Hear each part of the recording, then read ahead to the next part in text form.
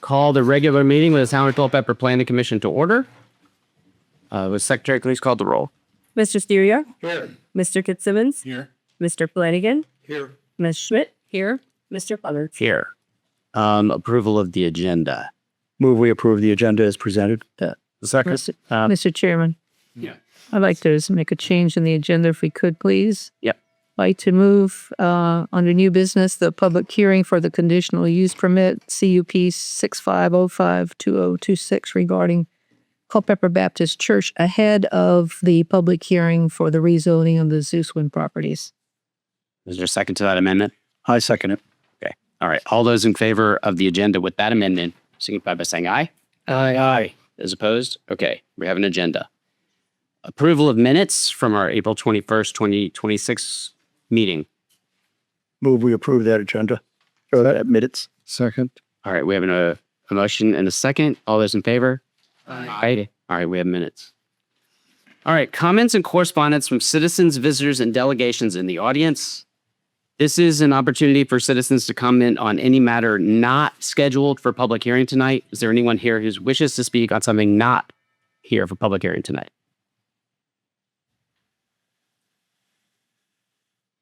All right. Seeing no one, we will move on. All right. Unfinished business. And no unfinished business, Mr. Chairman. All right. So we'll be to new business. Public hearings allow the commission to gather information from interested citizens on the agenda items. Citizens may speak in reference to each item on the agenda for a time usually limited to 3 minutes. Commissioners and staff may ask questions of anyone attending the hearings. Speakers are asked not to direct questions or comments to each other. Speakers are not allowed additional time for rebuttal. This is a hearing, not a debate. Questions may be directed to commissioners and community development staff during office hours. I also want to take a personal privilege and just welcome everyone here today. Thank you all for coming. This planning commission, the 5 of us, are made up of town residents who serve our neighbors. We were appointed by council to represent the broader community interest, and our job is to gather information which we forward to town council, who ultimately makes the decisions. We appreciate that planning doesn't happen in a bubble, that the impacts of our recommendations and town council actions are sometimes far felt, and that is why a critical part of our job is holding these public hearings to listen to the concerns of our community on individual cases. It's also why these public hearings can seem one-sided, but I assure you that your comments are shared as part of our work. The information we'll be sending to town council on tonight's cases also includes all of the public comment from our previous public hearings and all of the letters and emails we've received. Your presence today will also be included in the record. Thank you again for your comments and your presence tonight. With that said, I'll turn it over to staff. Hi, good evening, everyone. This is the conditional use permit for the Culpeper Baptist Church. They have applied for a comprehensive,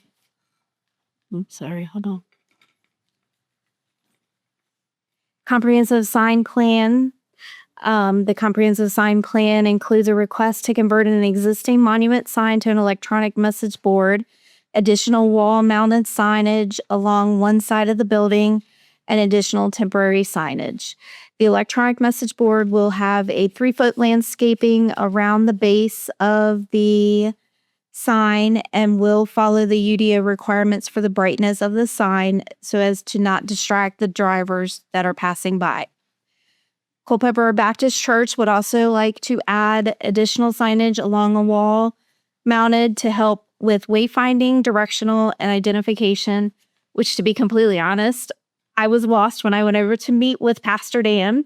So certainly a necessary item that they have some wayfinding signage. Where is it? They look the same.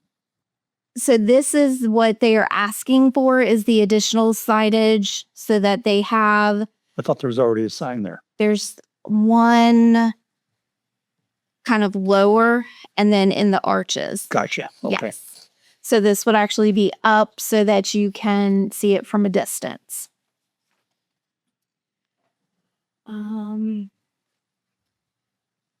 Let's see. The Blue Ridge Avenue side of the property would have 2 signs. So these are also part of the wayfinding signs. and the awning that would also help with the identification of the daycare that's there. They're asking for signage along West Street to be the electronic sign. And then we have Blue Ridge Avenue. They would like to have the sign that says do not enter for their exit only on that side, along with additional signage on, they're going to move the fence and provide an additional monument sign on that side as well that would not be illuminated. They're requesting that it not have the landscaping. And they would make sure that it's outside of the sight distance coming out of the church property. They are also asking for additional temporary signage to include those signs attached to their existing light poles. The signs would not extend over the sidewalk. The signs would be changed every 3 signs that can be changed 6 times per calendar year for 30 days at a time. And they are also requesting signage along the brick pillars on West Street. And those are to be displayed until the end of 2026.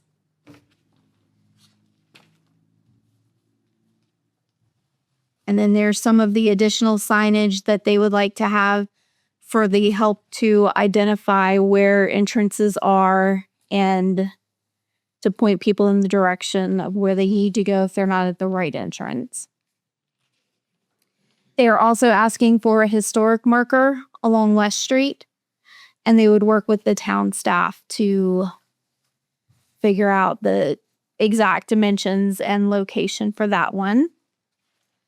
Due to the scope of the request, the sign installation is expected to occur over a 5-year period instead of being installed all at one time.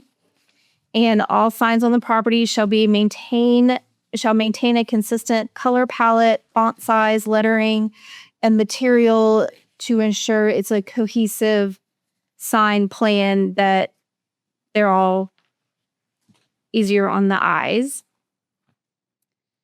And then we have some potential conditions, and that would be that all signs installed within subject property shall be in substantial conformance with the comprehensive sign plan for Culpeper Baptist Church, dated May 6, 2026, with 4 ground-mounted signs, monument signs with up to 70.75 square feet of signage, 12 wall-mounted signs, awning canopies with 305 square feet of signage, 56 temporary signs with 178.66 square feet, reducing to 48 signs with 105 square feet after December 31st, 2026. Additional sign requests shall be evaluated and permitted independently and shall not exceed what is permitted under the UDO. All signs shall maintain a consistent color palette, font size, lettering, and material to ensure cohesive visual identity across the property. For the electronic message board, the electronic message board may not display full motion video or otherwise use multiple pictures or graphics in a series to show as a video. For the electronic message board, the dwell time shall be at least 8 seconds before changing to the next image or message. The Planning Commission may wish to extend that if they so choose. Let's see.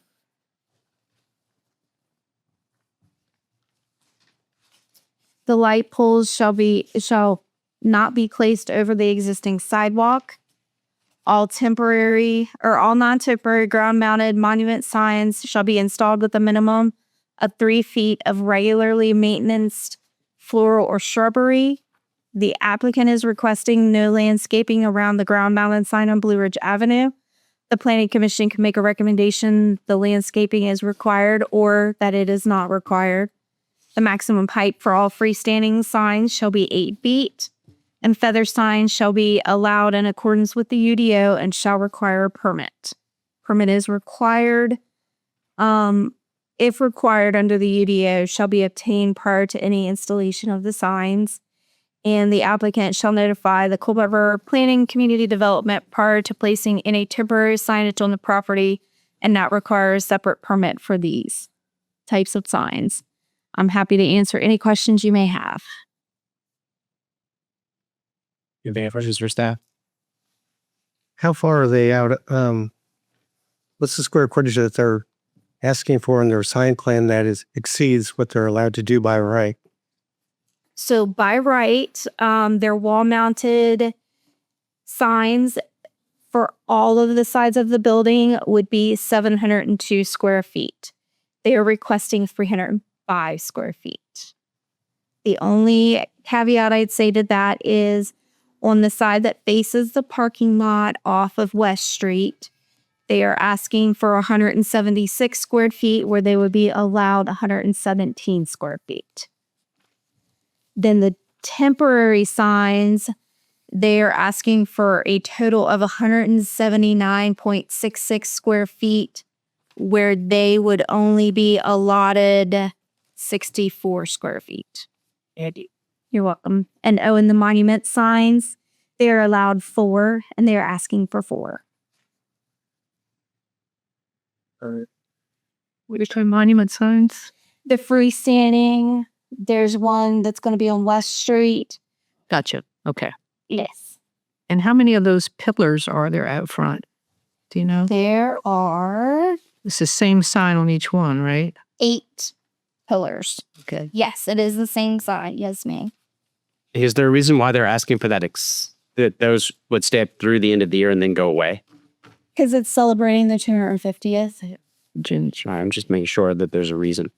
My other question is, usually with conditional use, the applicant would have to take some action within 2 years. I mean, isn't that part of the, right? I mean, how does that work with the 5-year plan? Yeah, essentially they would be because they'd be in process. Excuse me. To essentially establish the conditional use permit, they have to initiate the process within 2 years. Okay. Because there's existing signage, they would meet that criteria. Just make sure we're not putting them in a box. Yes. The historic sign, Yes. is that one that they already have somewhere else, or is that the one that the museum was going to, That was a brand new one. museum sign? Correct. Okay. Thank you. All right, you also mentioned the 8 So my biggest concerns, although we may just want to have a public hearing first. This is not a direct question for staff. Okay. So I'll back up and wait. Okay. Yeah. Are there any other questions for staff this time? Okay. Seeing nothing. Where's my agenda? Okay, so we're in public hearing, CUP 65052026, a request by the Culpeper Baptist Church for a comprehensive sign plan for signage on their property located at 318 Southwest Street in the West Fairfax Magisterial District. Is there anyone here tonight who has signed up to speak on this item? All right. So with that, you have signed up to speak. Your name, sir? I'll go ahead and open the public hearing. Just make sure you go first. Good evening. Your name and My name is Timo Weiler, and I live at 502 Southwest Street. I just want to thank you all for the service that you provide to our community and to our board for our town council. I did want to address the signage at the Culpeper Baptist Church that they're proposing. I've reviewed their proposal before this meeting. There are certain pieces of it that I like. I feel like the signage on the pillars and the signage on the lamp posts is, in scale and appropriate for the location. Um, I did, much of the plan signage seems to be cluttered and disjointed, and it left me wondering if there were better ways to communicate mission, programs, partnerships, and traffic flow. I live right next door. A few months ago, the church repaired the current monument sign that stands out front and replaced the lighting. And it was very obvious to me that night that we now had new light in our house because they had replaced their lighting.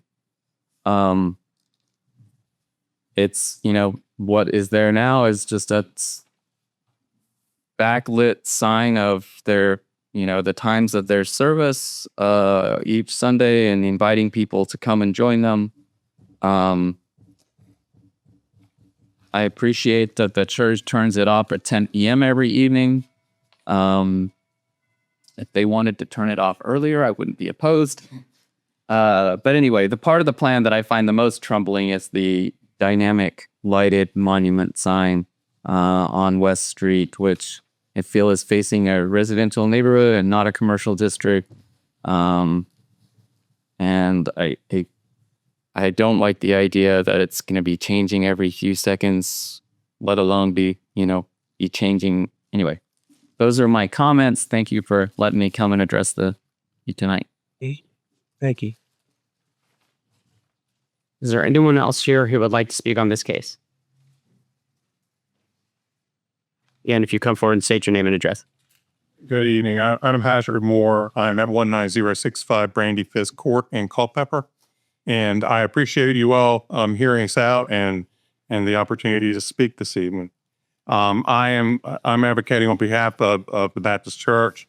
The sign, as I understand it, for Pastor Dan, that we appreciate your the willingness to remain within compliance and with what you would do with other lighted signs, lighted variable message signs. I don't believe the intent is to ever rotate that signage every 8 seconds. We would be mindful of traffic, and I believe that the lightings actually has the ability to dim and light, if I'm not mistaken. So there may even be a benefit. We want to be good neighbors. And so there may be a benefit to that. And I have been assured by Pastor Dan that obviously the 10 o'clock time is the shutoff time for this. So I would just like also to thank Mr. Hopewell, Ms. Buell from your community development, and Ms. Poirier for their assistance in helping us to develop the application and to move forward with this application. So thank you so much for your consideration, and we look forward to hearing your thoughts. Thank you. Is there anyone else here who wishes to speak on this case? Is there anyone in the overflow room? No, there's no one. Okay, good. So, all right. Seeing no one? Well, yeah. Seeing no one, we will close the public hearing. Okay.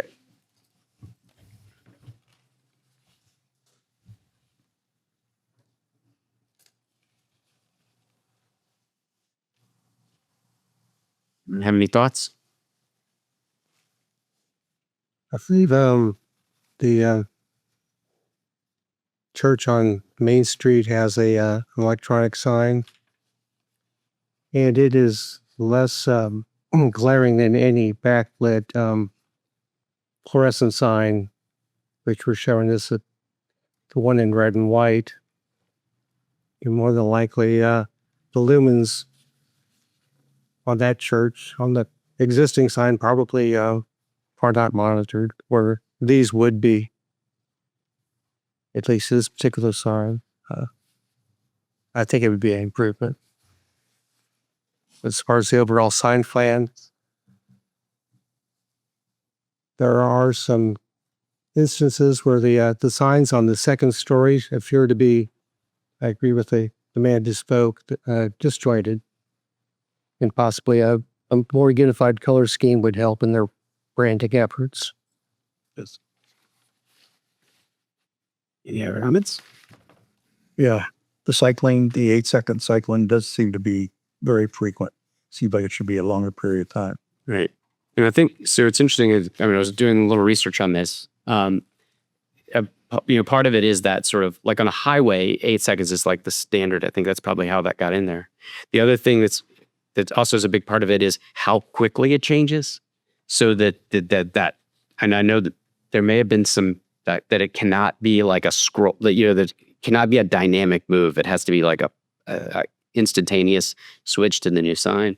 When I looked at it also, I mean, 8 seconds over the course of a day means that sign theoretically could change 10,000 times, which is, and nothing but distracting to drivers. The concern I have is if you're driving, you're not going to be able to read anything in 8 seconds. Right. If you're paying attention to the road.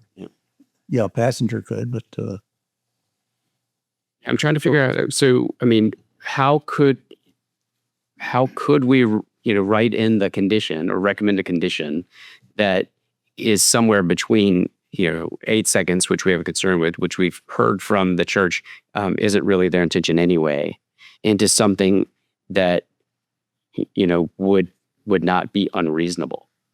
I mean, is it hourly? Again, it's at the discretion of the commission. I think that really and I don't want to speak for the church, and so if I misspeak, please correct me. But I think the intention is just to give them greater flexibility to change the message there as events occur, rather than having to manually do it. So I think utilizing some extended period, whether an hour is the appropriate time, I see a shrug that it seems. I can't speak for, I'm sorry to interrupt, but I can't speak for Pastor Dan and what the overall intent was, but I was assured that the cruise is to put out there what may be happening programmatically.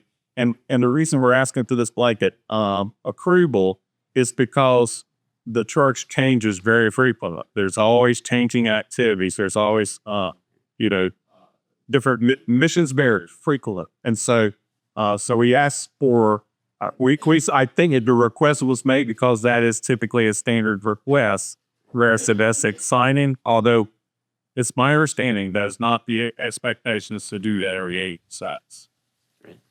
Yeah, go ahead. No, in other contexts, signs are proposed with condition they might be changed so and so many times per period. And in the other cases, it's per year or per month. So we could say it's maybe a reasonable way to get at what I understood you to be thinking of would be to say so many times a day. Signs may be changed at 6 times a day. Taking input from the community on what the extent of the dynamism, that it's a busy community, about how many times a day they would want to change the signs. I'm sorry. So I'm finished.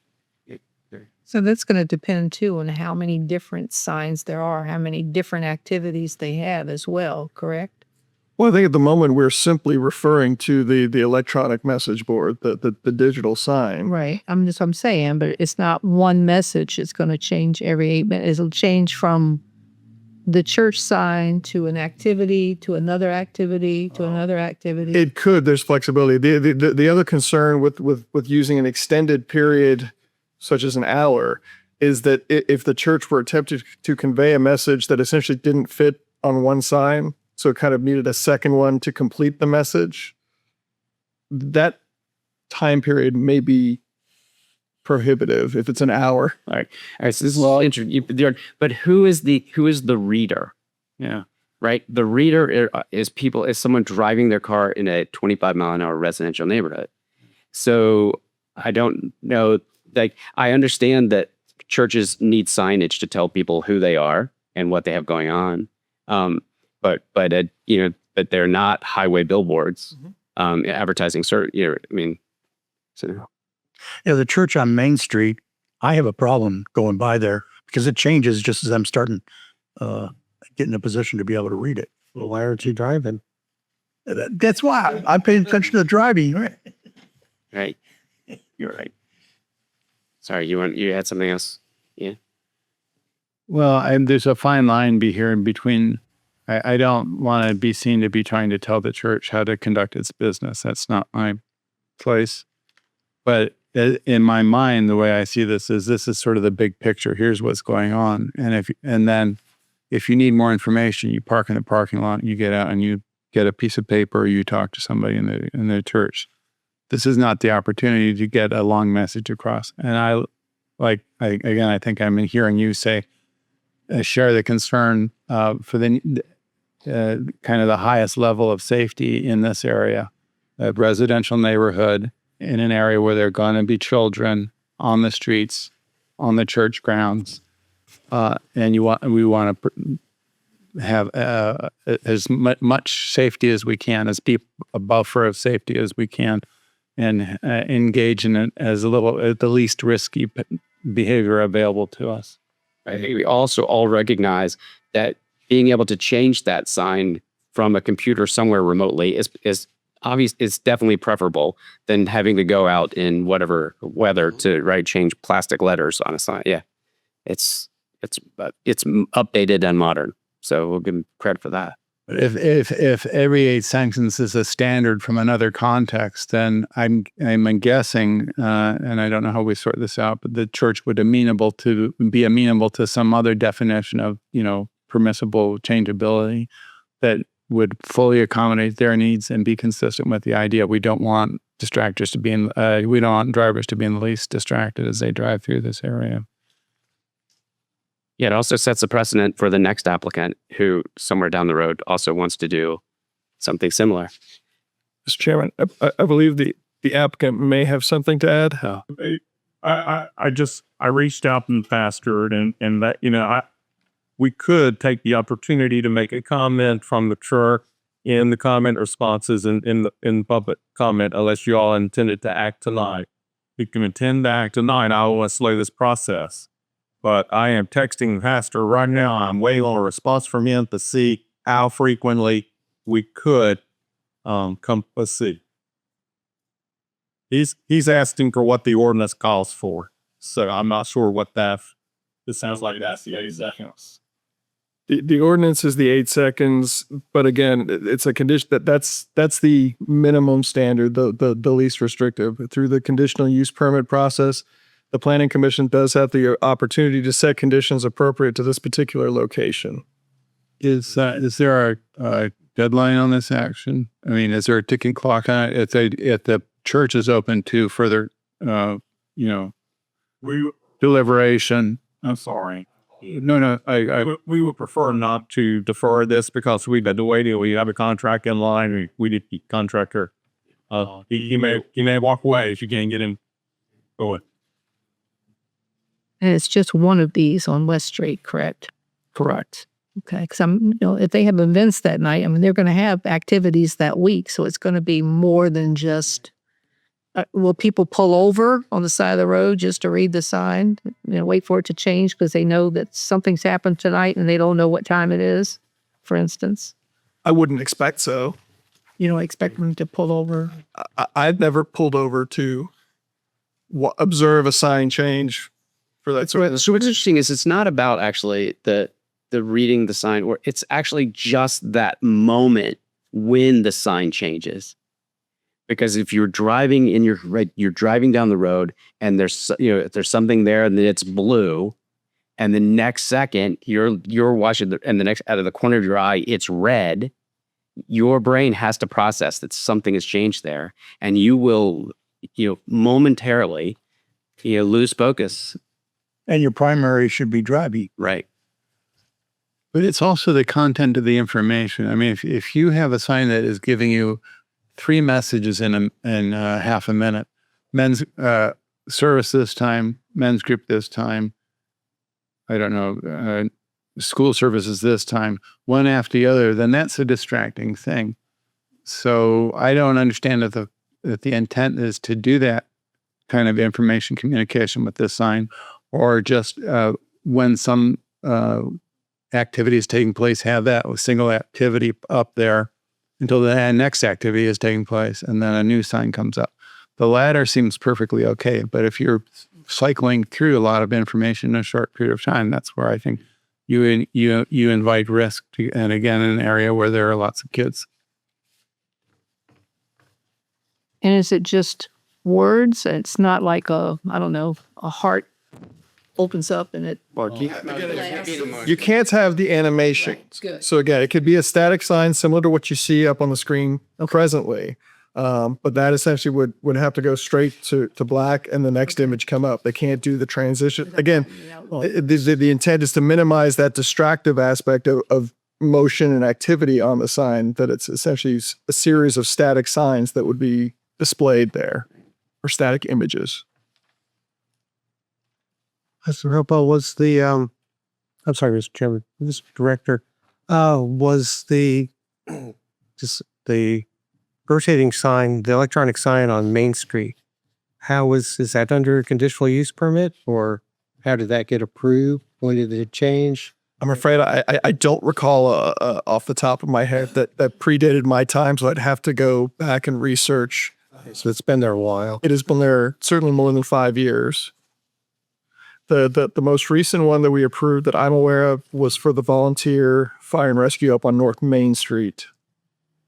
And they have a limitation on the frequency of the changes there, but I think that's I believe an 8-second frequency that they have permitted on that one. It would be a real shame to have all the sequences timed differently. Enforcement would be a bear. Again, we would look at these each independently, should we receive complaints about the frequency of changes or the animation. So we're going to review back to the individual approvals as far as the timing on each of these, should we get a complaint. So from an enforcement perspective, if this had a different timing limitation, that would not hinder us from an enforcement perspective. And what, let's just say that this goes through, and in 6 months there are half a dozen vehicle incidents.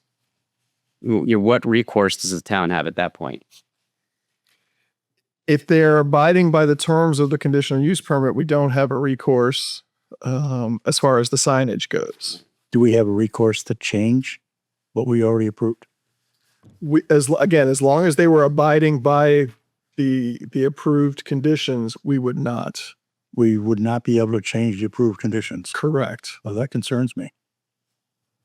Again, because the applicant has to be able to move forward in good faith. That's the approval, because they would be incurring the expense of the new sign. And You're driving down, you have a bunch of accidents because of something like that. You should be able to be able to change it. Otherwise, I think the town would be liable for a lawsuit. I mean, the one thing that we all agree with, though, is that the technology, we have no issues with the technology. And ironically, the technology makes it probably incredibly easy for the church to set the limit, or like that sort of pattern of how often it changes. Actually, it may not. It may automatically change built in in. seconds. Right. I don't know. They actually do have that as an option to dim it so that it's not so bright, to automatically turn the brightness down when it hits a certain time, and then the changing of the sign there, it's all built in with the program. So you mean the 8 seconds would be standard? No. They could say change it on the hour and it'd be fine. Yes. But each message would be the same time span that it would. It would be, if you make it 30 seconds, each one would be 30 seconds. I'm fairly confident with the sophistication of these programs that they could deviate the length of the messages if they want. Again, these programs are very capable. This will have the capability to do the animations and everything else. That'll be turned off because it's not permitted. So essentially, it comes down to what the Planning Commission has a comfort level with as far as the duration of the signs or the frequency of the changes, and they will be able to program that in, whatever that may be. May I make a suggestion? Sure. How about 1 minute? Well, instead of 8 seconds, 1 minute. So between changes. I mean, because now you're talking about 60 times 24. So yeah, 1,200, something like that. I mean, The whole point is to read the message, and the message, you're waiting for is not there yet. You know they're going to have That's why 1 minute. Well, what about Pull over the side. what about Mr. Fitzsimmons' recommendation that we tie it to the frequency just like the other conditions in this application? So if they say 6 times a year for the flag or whatever, this one says 6 times a day. What I'm getting at, the one on Main Street says Spanish Mass at 10 o'clock on Sunday, English Mass at 11 o'clock on Sunday. But they want to change, they want to show you that within a few minutes. Message board. I can see where they want to do that. So you know what time to go to church on Sunday. But who is seeing it? If I drive by and I see English language service at this time, I'm already gone. So I didn't see spit, right? So it's still only one set of eyes at a time. That's true. So actually the amount of time, the only thing that so that's actually the amount of time for each individual slide is really not the biggest issue is when the sign itself changes. It seems like they'd be better served by a bigger sign where they could put several messages on the same. It was longer to read. Well, I mean, they could theoretically just create in graphics the existing Culpeper Baptist sign with black as an image and just put it on the monitor. Yeah. If I may, I think it may be appropriate if the commission so chooses to engage with the applicant on this discussion. Sure. Sorry.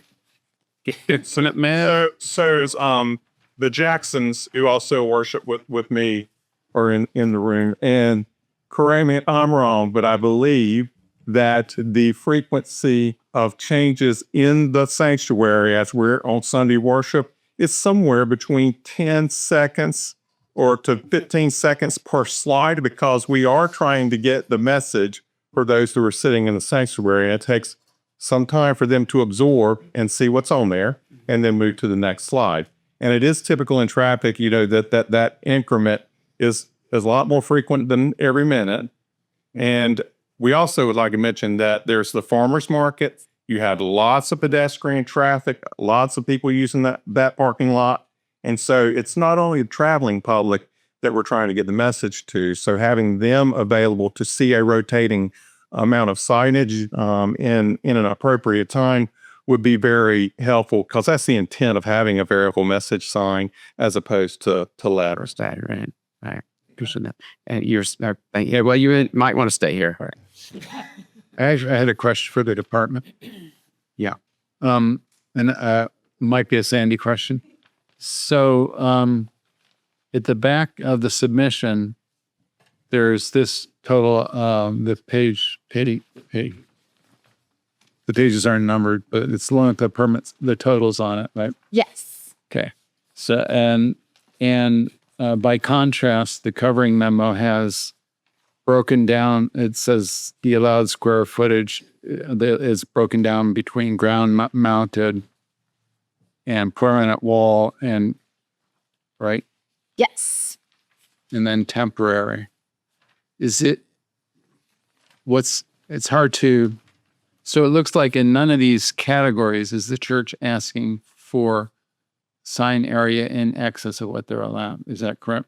No, they are actually asking I can't, for. I'm having a really hard So time. in the staff report on, let's see, page 3 is the ground mounted signage, and that they are meeting the requirements from the UDO. All right, I was just looking at these. And then page So this is the only place? 5 is your wall mounted signage. And that's the one where they're asking for 305 square feet, where Right. technically they could have 702, Right. but they're exceeding on the wall side that faces the parking lot. That's the only That is the place where only we exceed. for the wall signage. And then their temporary signage is on page 6, and they are exceeding that. They are allotted 4 signs per calendar year at 16 square feet, and they're asking for 56 signs total at 179 square feet. And then, The permitted number of temporary signs that they could have is 4 under the UDO, correct. and they're requesting 56. And then they'll reduce that by 8 and about 75 square feet at the end of 2026 when they take the pillar signs down. And is there a limit to the square footage allowed for the temporary signs? I only see a requested figure. Yes. So that one, they're limited to 16 square feet per sign. You know, I drove by there because I thought there was a lot of signs that they're requesting to put in. That's a big building. And yeah, they could put a lot of signs in. It won't be distracted. Well, 56. I mean, I will give the church a lot of credit actually for maintaining the form of the main church building. I mean, technically they could put signs, they could do exactly what is by right and put signs on every face of the building. And by doing it, by basically having a bigger sign on the parking lot side, they have eliminated the signs, some signs that make it look like a church. And we spent a lot of time in the UDO with the idea of form-based. I think they're doing a good job. I tell you, it looks good. The only concern I have is the changing. Right. Is this the sign style that would be the large, the 176-foot sign Those, in the parking lot? correct. Those would be the signs that would face the parking lot Right. that would exceed the square footage. And the church wants this for branding. Did I get that right? For branding purposes? Well, I believe that the 50 signage that we were referring to may be an opportunity there. Those banners, I believe, were intended to be posted to identify the uses. We had identified all the uses with Mr. Hopewell in the building, and all of those uses are ministries, missions of the church. And so the intent there, and the 56 signs, I believe, are the wayfinding signs, and did they not include the interior signage as well? Ms. Perrier, I can't recall if the 56 included the interior signage. No. Okay. So 56 signs on the outside. These are the temporary signs. So again, these are things like the banner signs, the signs on the fencing. They have prescribed set limitations in terms of how long they would be. Some are 14 days, some are 30 days. So these would be limited signs. Again, this is to give them the opportunities to advertise upcoming events that they may have, potentially Vacation Bible School, things of that nature. Again, Market Samers Boards, whatever events may be occurring around the church to direct people towards those events. So 56 signs, a couple out of a kind over the whole course of the year. Always. Correct. Okay. Yes. I think we had to blanket cover all that we expected to do, and I think the pastor may have said, "Okay, I've got the events he identified the signs he would need for those events in the upcoming year." Is what I believe happened there. And there's no real way to tell how many would be up at any given time. It just depends on how many things are going on. I doubt there will be 56 at any one given time. Here it's certain. if they had, and again, the way we've counted this is we've sort of done the ones over the course of the year. So again, there would not ever be 56 at one time because we've counted the same signs multiple times over the course of the year. Right. And again, they will be coordinating that with the planning office, essentially giving us updates so that we're aware. We'll be able to track essentially that they are in conformance with their comprehensive sign plan for this. But again, their temporary signage that they're proposing is different than what we usually see for temporary signs. We usually see sort of the garden stake political signage type things. For the most part, they've articulated that the signage is not going to look like that. It's essentially going to be the banner signs. It's going to be the flagpole signs. They are alternate sign types than those ones that we often see in individual property yards. And the reason a permit must be applied for is because of these couple of cases where it exceeds what's normally allowed. There's essentially 3 aspects here that would require it. The electronic message board requires a conditional use permit. The excess square footage facing the parking lot, and the excess number of temporary signs that are being requested here. Is because an exception from normal practices is requested, is there a rationale attached to the large sign, the 176-foot sign? Now, we'll note that that is not one sign. That is the cumulative square footage of the signage on that particular wall. Okay. And that's just illustrative. That's not the actual intended signs or Correct. That was just used to say this is what a sign could look like up there. They do have a size that they're wanting to put up there, but it's not going to look exactly like that. But it's billboard branding sign. I mean, that's what it is. It's identification of services to people who are, say, driving down there. I mean, I don't lie with it because that's static, right? So yeah, so but again, I think that I don't want to discount the fact that by allowing this extra space on this wall, where they are seeding that they could use other walls that they're not using. I mean, they could follow all of the rules and just stick one of these right on front of over the front doors. So it's a reasonable compromise, right? Yeah. So, all right. those are the three issues, really. Those specific of all this, those are the three things that we really need to consider. Decide whether the circumstance that church is an annexed property in a residential neighborhood is a reasonable basis for saying you have to. We ask you, or we require you to comply with conditions that are a little bit outside of it. You're asking for permissions outside of the norm, and we can grant them with these conditions, something like that. Is that fair? Yes. Okay. And the three things are 56 signs a year rather than 4 a year, for which the rationale has been explained. This, which in my words at least, it just characterized as a reasonable compromise. And then this, the other sign, though. Yeah, ledger, right. Yeah. Right. And the issue with the rotating sign, honestly, is that we just don't know. I mean, we don't know if it will cause issues with traffic. I feel like we don't have a clear understanding with the church of what their need is, and they don't have a clear understanding of our concerns vis-a-vis safety. You know, the pillars of comprehensive plan: safety, health, convenience, and what's the last one? Welfare, safety, health, and convenience. And signage, dynamic sign. And I know this is not strictly speaking dynamic signing, but it's a changeable sign in a residential area. Kind of gets at almost all four of those. And I wish there were more. I'm empathetic to the church's desire to move ahead and need to move ahead. But on the other hand, I feel like there's a gap between our thinking on this that would benefit from a little. Do we think we could come up with a reasonable standard? I mean, how many times a day? And then let council fight it out. Mr. Chair, may I make an observation? Yeah.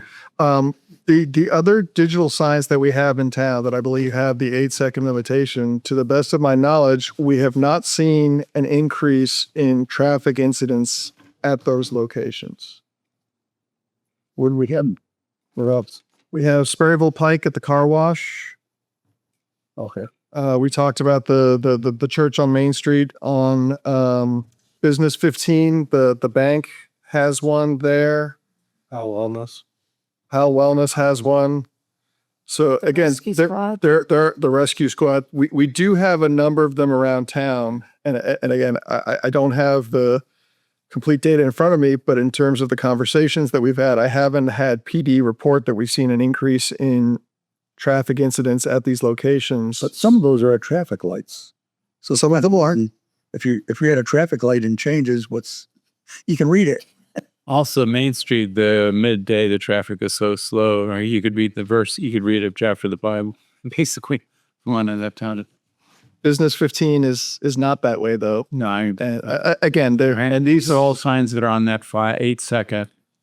Shane? correct. I would also note that professionally, I'm a traffic engineer, and another example to the north is Manassas, Virginia. They have these variable message signs at every gateway to the city: Liberia Avenue, Centerville Road, Route 28, Sudley Road. All of those signs that they rotate on that 8-second interval. So it is fairly common for a variable message sign for traffic to be at that interval. And we're okay if you guys want to stagger it, but I'm not sure that amend will be effective for the traveling public. So if there's, a few seconds more may not affect getting the message across, and we don't really want to die on that hill. But just please know that that is kind of an industry standard, and that the feds and the state, they all approve those variable message signs within the public right of way on a frequent basis. The difference is ringing when the church is going to be open is a little more important than when Powell Wellness Center is going to be open. And so you're more interested in, like, the church on Main Street is more interesting than something else. All right. Yeah, sorry. Yes. You were first. So the only of the local signs mentioned, the only one that really I'm paid attention to is the one by the car wash. And that doesn't have real content. I mean, it says do this, or there's a little display. It's sort of just in my mind, it just draws your attention to the fact that there's a car wash there and you can ignore it.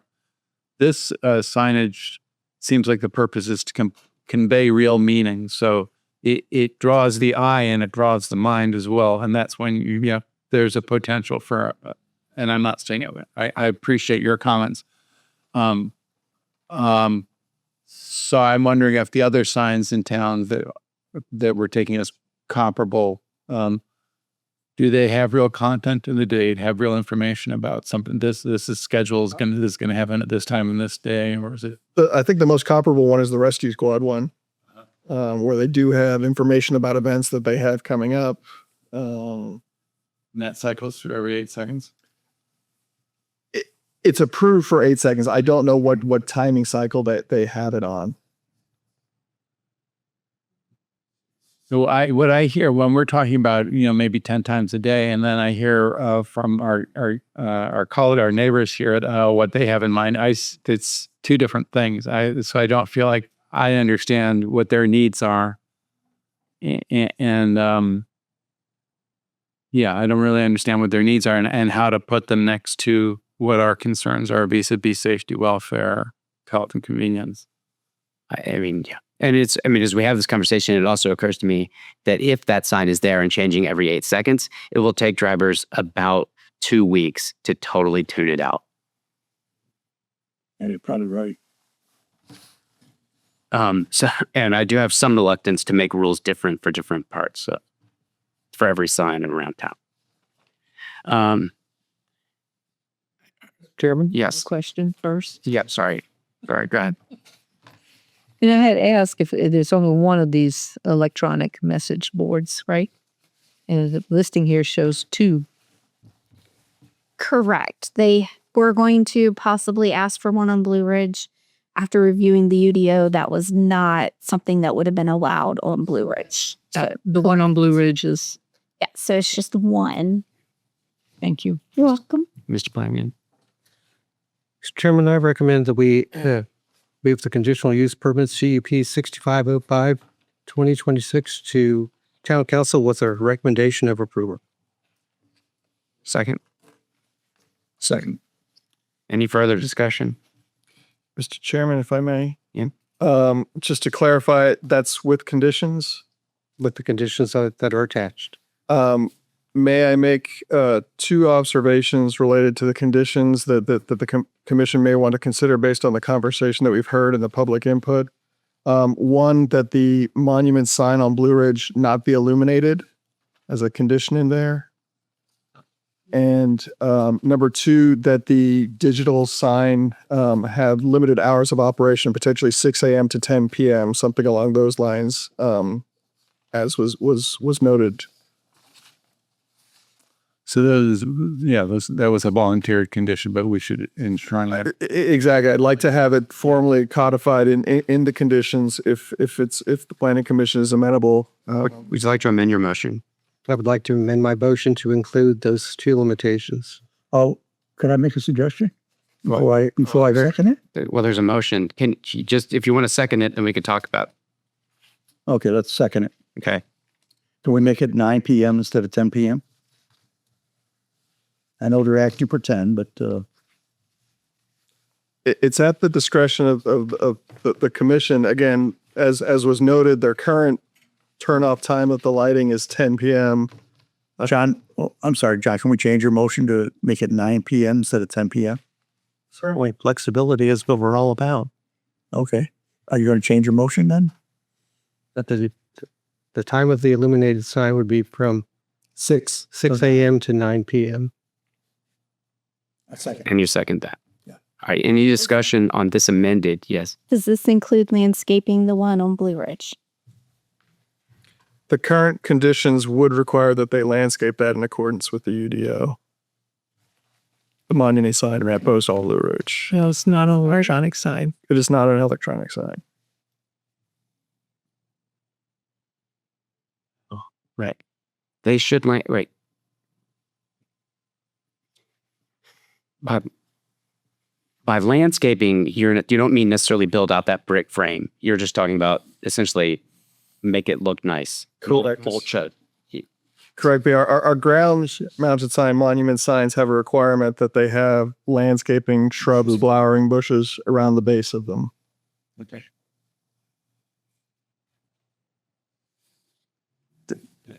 I don't understand how they'll change what the motion was or no. Yeah. It's simply a question. Looking for clarification. The applicant had requested not to have to landscape it. The current requirement and the way that the conditions are worded, they would have to landscapers. So if you want them to put the landscaping around that monument sign on Blue Ridge, you're good with the motion and the second as presented. If you wanted to exempt that, it ideally should be noted. And just the landscaping on the one on Blue Ridge, not the one on West Street. The one on Western is already The landscaped. one on West Street is existing. I know it didn't look like it had any landscaping. Again, we would consider the installation of the electronic sign there essentially a refacing of it, but it's an existing sign. So there would not be an expectation for them to landscape that. Okay, back to that. The one on the brick one we were just looking. Yeah, that. Okay. I thought it was, oh, you're right. It's just built in. So yeah, there'd be no expectation that they landscape that because essentially we're considering that a refacing of the existing sign with the digital message board there. So close to the ground, landscaping might block the sign. Right. And on the Blue Ridge side, actually, I think no landscaping probably makes it less distracting. I mean, if you make it look really pretty with the nice, flower bed, people are more likely to look at it. No, it's not electronic, so who cares? It's not right. It's not electronic. Right. What's the content of that sign? So we're talking about should we require landscaping on the Blue Ridge? No. What is the content of the sign on Blue Ridge? Is it exit only? That's actually going to have, so they have the exit only, which Yeah. would be on the left side. The right side would be one of the advertisements. Landscaping would enhance it. Well, that would certainly be up to that. I mean, it just wouldn't be conditioned. There would nothing would stop them from landscaping. Correct. I don't care. Landscape. Yeah, I'm not particularly worried about it. Yeah. I'm not either. Okay, so we have a motion and a second. The motion includes a time restriction of 9 p.m. to 6 a.m. 6 a.m. to 9. 6 a.m. to 9 Sorry, p.m. that were backward. That one. We want it the other way. Night school. Right. And the other condition is the Non-illumination non-illuminate Blue Ridge sign. of the Blue Ridge sign. Yeah. Okay. So everybody's clear? All right. All those in favor? Are we not doing the landscape? We're requiring the landscaping. On Blue Ridge, we're not making that change to So the. amend the motion. Because the current the current conditions would require it. Sorry. Thank you. All right. I have one more question. Okay. All right. The changeable sign, is that the actual size, what we're seeing in that picture? Correct. Yes, because they're looking to fit it within the existing sign. That's written down. That's the size. It is limited in what they have submitted, the size of it. Yes. Thank you. All right, Mr. Flanagan, you're going to amend one more time? Yes. Okay. That we approve the conditional use permit as presented with the following conditions. The illuminated sign only is allowed to be illuminated between 6 a.m. and 9 p.m. And landscaping would be required around the sign on Blue Ridge Avenue. Landscaping required, right? No landscaping required. And what was the other magic? Not illuminated. And not eliminated. And non-illuminated. Okay. Second. All right. We have a motion and a second. Any further discussion? Okay. I'll call the question. All those in favor? Aye. Opposed? Okay. Thank you. Thank you, guys. Oh, that took an hour. Yeah. Commission grind slope, the grind. We moved it.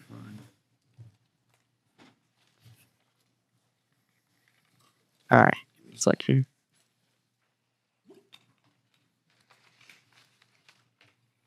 All right. Moving on. Next item is a public hearing for the rezoning REZ-6265-2026. Request by Zuzman Properties LLC to rezone their 21.6625 acre unaddressed property off Zuzman Drive from RR, that's in rural residential, to C commercial. Tax map 50-1D in the West Fairfax Magisterial District. Andrew. Thank you, Mr. Chairman. We held a public hearing on this matter in February, so I will not run through the entirety of the case again. Essentially, I'll highlight and identify what has changed since that prior rezoning. Again, the only change that has come in is related to the proffers. The applicant has updated their proffer statement. The three aspects that have changed is they have written in some flexibility related to the width of the dedication along Zeuswin Drive. We had discussed this before to make sure that it's appropriate to accommodate what the proffered traffic impact analysis identifies for as necessary for two-way traffic there. Again, we didn't want to have something dedicated or constructed that was wider than was necessary, as that could lead to speeding issues along that particular road. So again, an analysis will be required for that, and they will have to construct the appropriate transportation improvements to accommodate the build out of that potential development there. The second item that has changed is they have proffered to install vegetated screening along the golf course to help protect from potential golf balls that may impact the road. So this would be above the required street trees that would be needed to be planted along the road. They have committed to install those. And the final one is to work with town economic development on the marketing of the site, again, to try and ensure that the development is something that is desirable to the community in that regard. So those are the changes that have been made to the application since the public hearing in February. Be happy to answer any questions the commission may have on this matter. Does anyone have any questions for Andrew at this time? Okay. I think we're good there. Okay. So with that, we will now move to the public hearing. I do have people who have signed up to speak, so I'll call them in order. First, we'll go ahead and open the public hearing. Is Mr. Sachs here? Would you please come forward, state your name and address? Good evening. Thanks for this process. I was not at the February meeting, so I don't know what the intent ultimately of this rezoning is to be. Is it going to be a gas station? Is it going to be retail? I don't know. My wife and I live adjacent to that property. By the way, last name is spelled S-A-C-H-S. Address is 1805 Berry Ridge Drive. Just so that's out Thank there. you. We've had a development come in where we have 58 homes that are being developed in the community of the Greens. It's making us very nervous as to what the intent of this property is going to be, and we don't know. And so if it's possible for someone to take a minute or two or three and explain that, that would be very helpful. Part of the reason we are where we are is because of the quiet nature of that area, the Zeusman Farms. it's just very nice.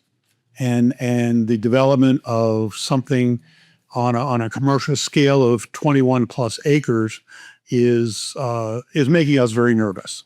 So that's my comment at this point. Again, I will ask if you know who for whom it's going to be developed, maybe ExxonMobil or a new hotel or whatever. I welcome that information. So, Okay, thank you. okay. Is Paul Hutcherson? Is it Paul Hutcherson?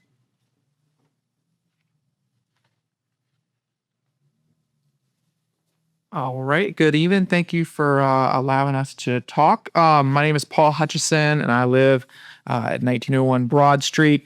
And I am so thankful to be able to work and live in Culpeper, the town of Culpeper.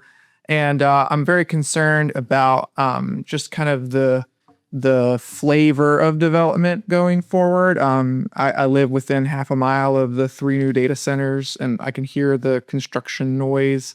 And when you drive north or south on 29, right now, all that people who pass through Culpeper see is data centers and townhomes that are built right up against 29. And I guess my concern is like, there's nothing like really beautiful that people see now when they drive through Culpeper. And like, there's nothing really that like attracts people to like get off the highway and like visit downtown. So I'd love to see something really beautiful go in that property because it's pretty much the only undeveloped land left that's visible from 29. And I guess just thinking about like how you all as a planning commission can protect the flavor of development so that maybe people will want to get off. I own a garden center, so I'm biased in the sense of I love seeing beautiful things. You've got Lake Pelham that's right past that, and so it's a very scenic area. And I know the property owner; he's a great guy, and I want him to be able to sell the land and be able to receive financial compensation for the land. But I'm just concerned that kind of a blanket approval without more restrictions. And I'm curious, the proffers, some of them make sense to me, like the no adult services, but then like event venues can be beautiful and be a tremendous attraction to the community. So I'm confused as to why like cemeteries make sense to me, but like an entertainment venue that to me, I don't really understand like what the logic is behind that. So thank you. Thank you for your comment. Okay, let's see. Have I called Mark McNulty? No, Mark McNulty.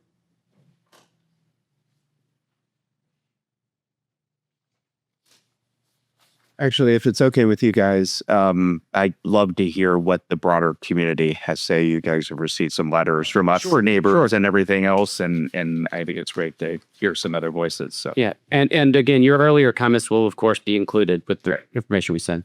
I'll ask the same question, Rebecca Sitter.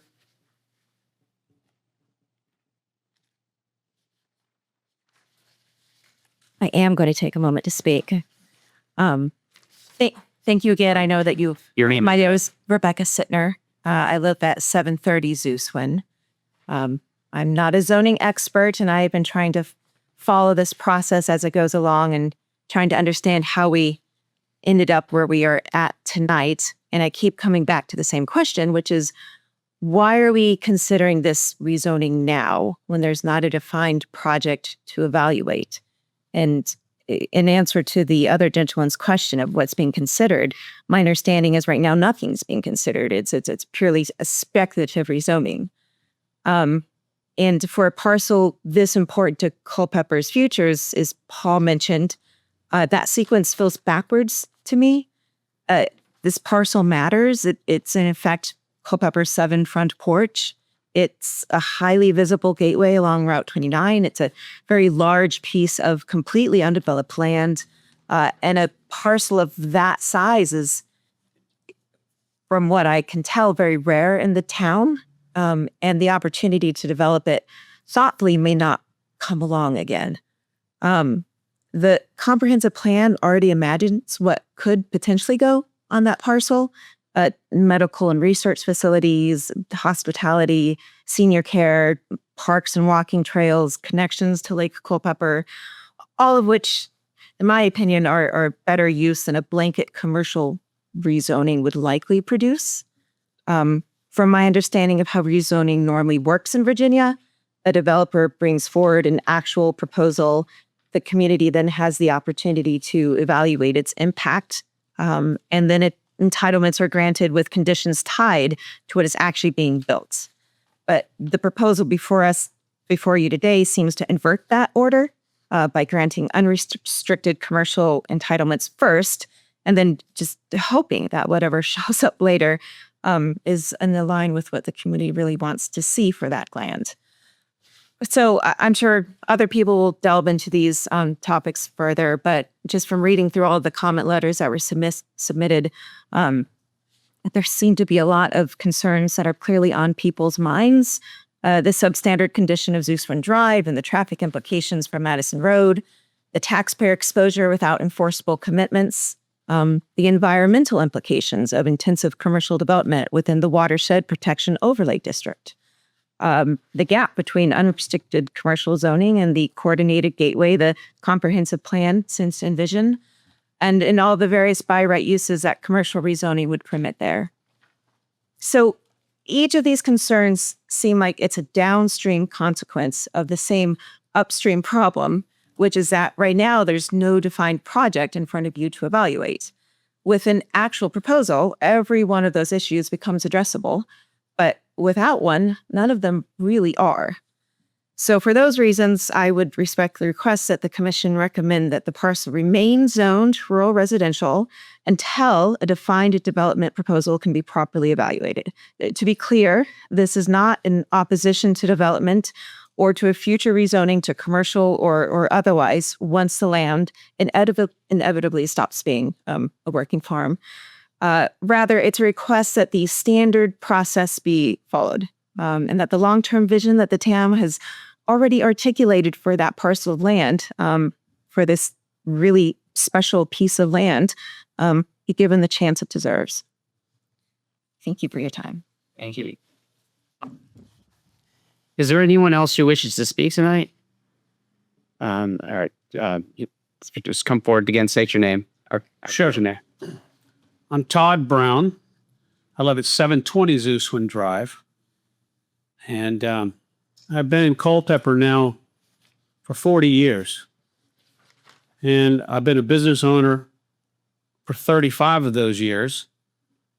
5 years ago, I retired and chose to spend my retirement days in Culpeper and perhaps the rest of my life. This is my home.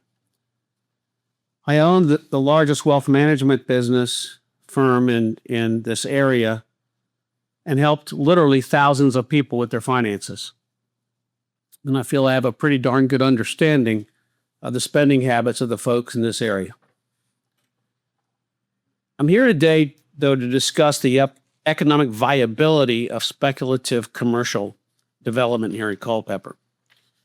It's been mentioned and discussed by this commission that if developed, this area could potentially attract such businesses as gas stations, big box stores, grocery stores, fast food, etc.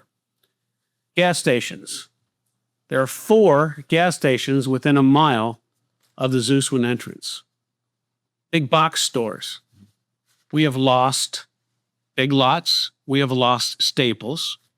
We have lost Joann's Fabrics, to mention a few. Grocery stores. We have 2 within 3/4 of a mile of the entrance. Fast food. If we needed another fast food restaurant on this side of town, they would have already been there by now.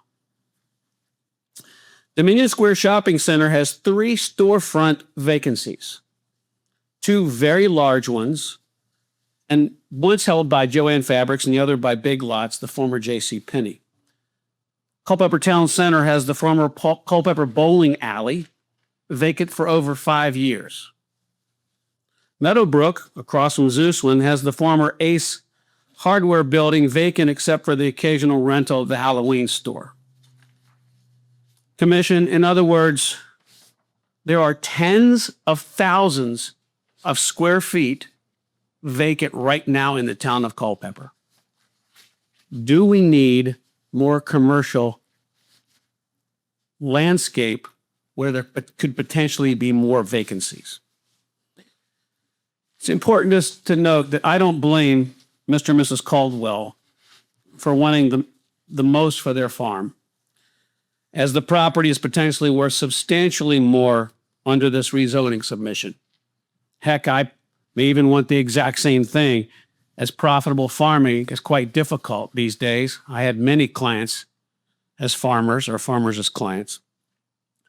But speculative commercial rezoning with quite broad proffers opens the door to too many variables, especially when there is very little demand for commercial space presently in Culpeper. Build it and they will come may work with attracting ghosts of baseball players in Field of Dreams, but it doesn't really make sense when approving speculative commercial real estate development in today's market in Culpeper. In my professional world, speculative ventures are often defined as gambling. Culpeper cannot gamble on what this property may become if they don't know what it will become. Mr. Sachs, I hope that answers your question. Thank you. Thank you.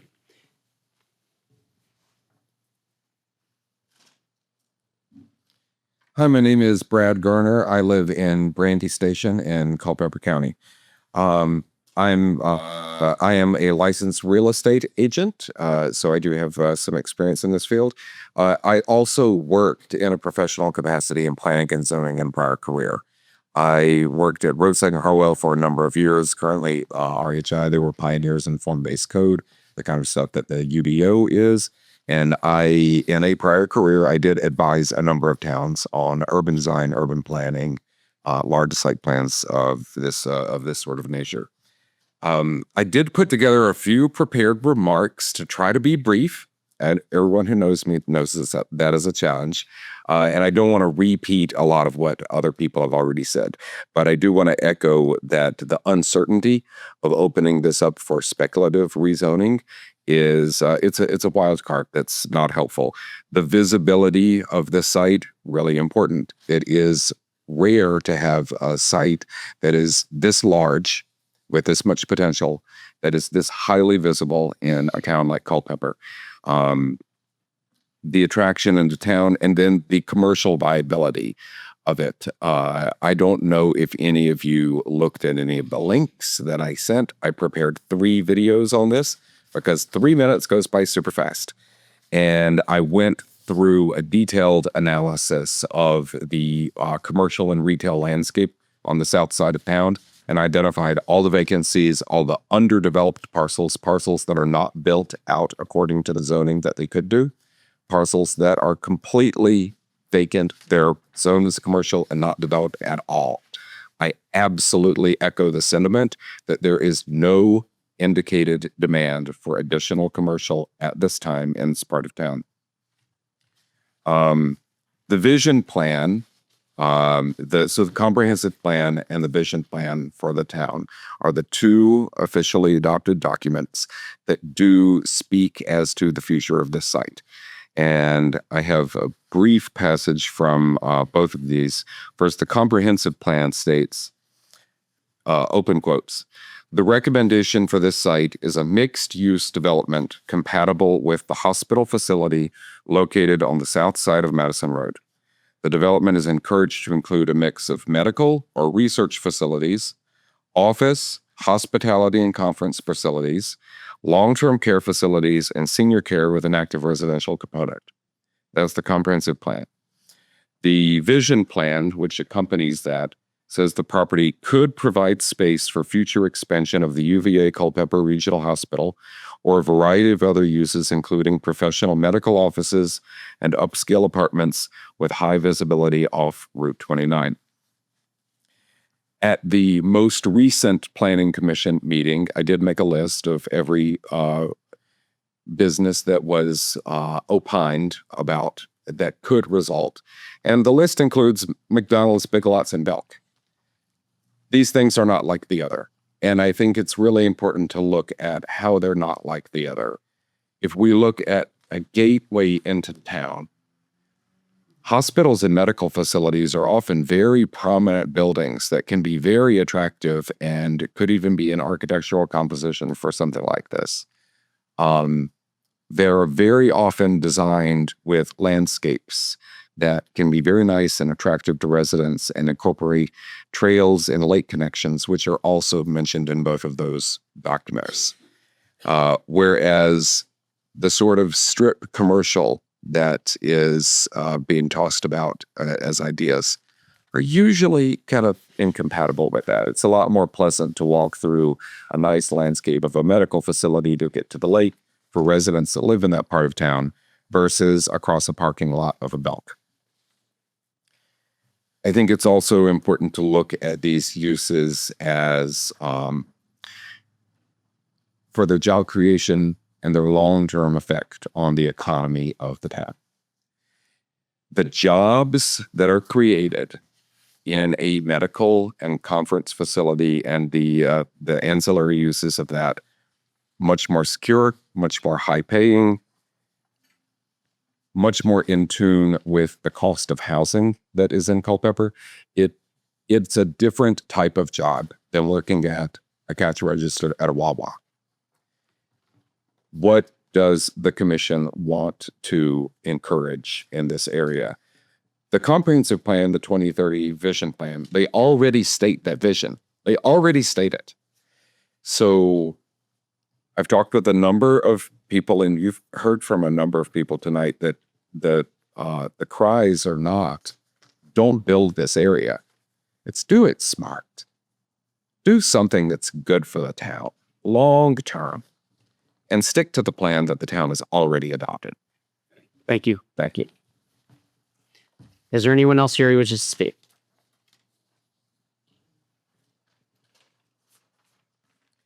Good evening. My name is Cindy Thornhill. I live at 710 Zeuswin Drive. I am a realtor, but I'm also on the County Planning Commission, and I've looked at lots of different proffers.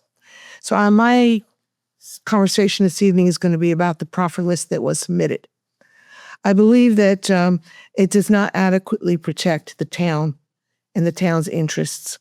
You've heard lots of reasons why it doesn't.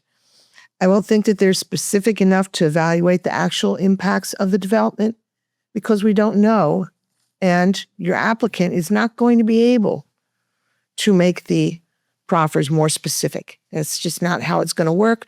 The potential buyer is not going to buy if the restrictions are too onerous.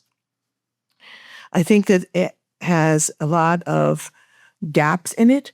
There are no restrictions that they've offered on hours of operation, on noise, on buffering requirements for commercial development and the existing neighborhood. I think that there's still a big gap when you talk about town VDOT road standards. The town standards, yes, you want to make it narrower. Well, what happens to the sidewalks? You have a sidewalk requirement, you have bike paths, etc. So I'm not for restricting the size of the right-of-way. I think that the town's UDO is a great start, but it's a baseline. It does not give you enough detail at this juncture, because we don't have, again, the end user.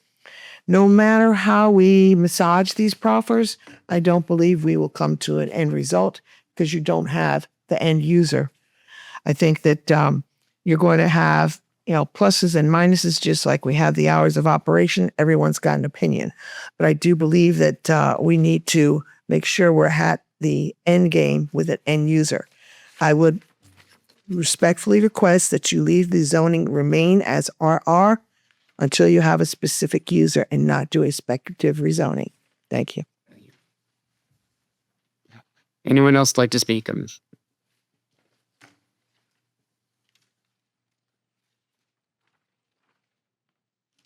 Hi, good evening. My name is Maria Schreffler, and I live at 706 Zeuswin Drive. A couple of weeks ago, I was hiking the Blue Ridge Tunnel with my college alumni group, and I met a woman from Charlottesville who mentioned that she and her family regularly come to Culpeper in the summer to to paddleboard on Lake Culpeper, the Lake Pelham. They've been doing it for years, and after their time on the lake, they always head downtown, check out the shops on Davis Street, catch a bite to eat. She and her family are just a few of the many people who travel to from Charlottesville and Northern Virginia to enjoy a day at the lake. The lake is home to the largest density of channel catfish in Northern Virginia and is also home to numerous waterfowl. It's actually recommended on the Virginia Bird and Wildlife Trail. In fact, bald eagles actually call the lake their home. And of course, we can never forget that Lake Culpeper is a reservoir that serves as the town's water supply. So what happens if a large parcel of land in the watershed protection overlay is rezoned from rural to commercial? What happens to the rainwater when up to a quarter of that property can be paved over to support a commercial enterprise? Instead of being filtered through the earth into the aquifer that feeds the lake, the water now would need to be drained artificially or captured in retention ponds. What is the risk that harmful fluids from an as yet unknown commercial enterprise may poison the lake? The answer to all of these questions is we don't know. We don't know because this is speculative rezoning action with no identified developer, plan, or environmental impact assessment. We don't know because the applicant has provided no proffers to guarantee the safety of the lake from future commercial development. There are many reasons to oppose this speculation rezoning action. The biggest one is the risk inherited by the town and its citizens when it hands over control of what is developed on the parcel in question. Culpeper needs planned growth and development to keep its small town charm. The comprehensive plan and the 2024 Culpeper strategic vision plan both envision a planned unit development for this parcel, as other folks have talked about. Rezoning this parcel to commercial designation will negate that vision. I urge you to focus on the needs of the town and not just an individual property owner. There is a standard rezoning process that must be followed in this case. Let the applicant bring forth a developer with a plan, a site map, environmental impact assessment, and the rest of the required documentation for review. Thank you. Anyone else? He's taking a lot. I'm here on behalf of applicant. Would you like to keep the public hearing open? I do have a couple of remarks, or if you'd like to proceed with closing public hearing, I just wanted to let you know that we are here. I do have some remarks prepared, and happy to either keep up the public hearing open or proceed as you see fit. Good question. Let's consider her as part of the public hearing. You're going to consider the applicant part of the public hearing? Sure, why not? All right. I mean, You're going to have people opposed and agree. But she gets to speak and then refute. yeah, I'd rather you, we can ask questions of the applicant after the public hearing. I think we'll wait. Okay. Let's continue on public hearing and then, yeah, we'll talk to you. Great. Yeah. Thank you. Is there anyone else who would like to speak as part of the public hearing?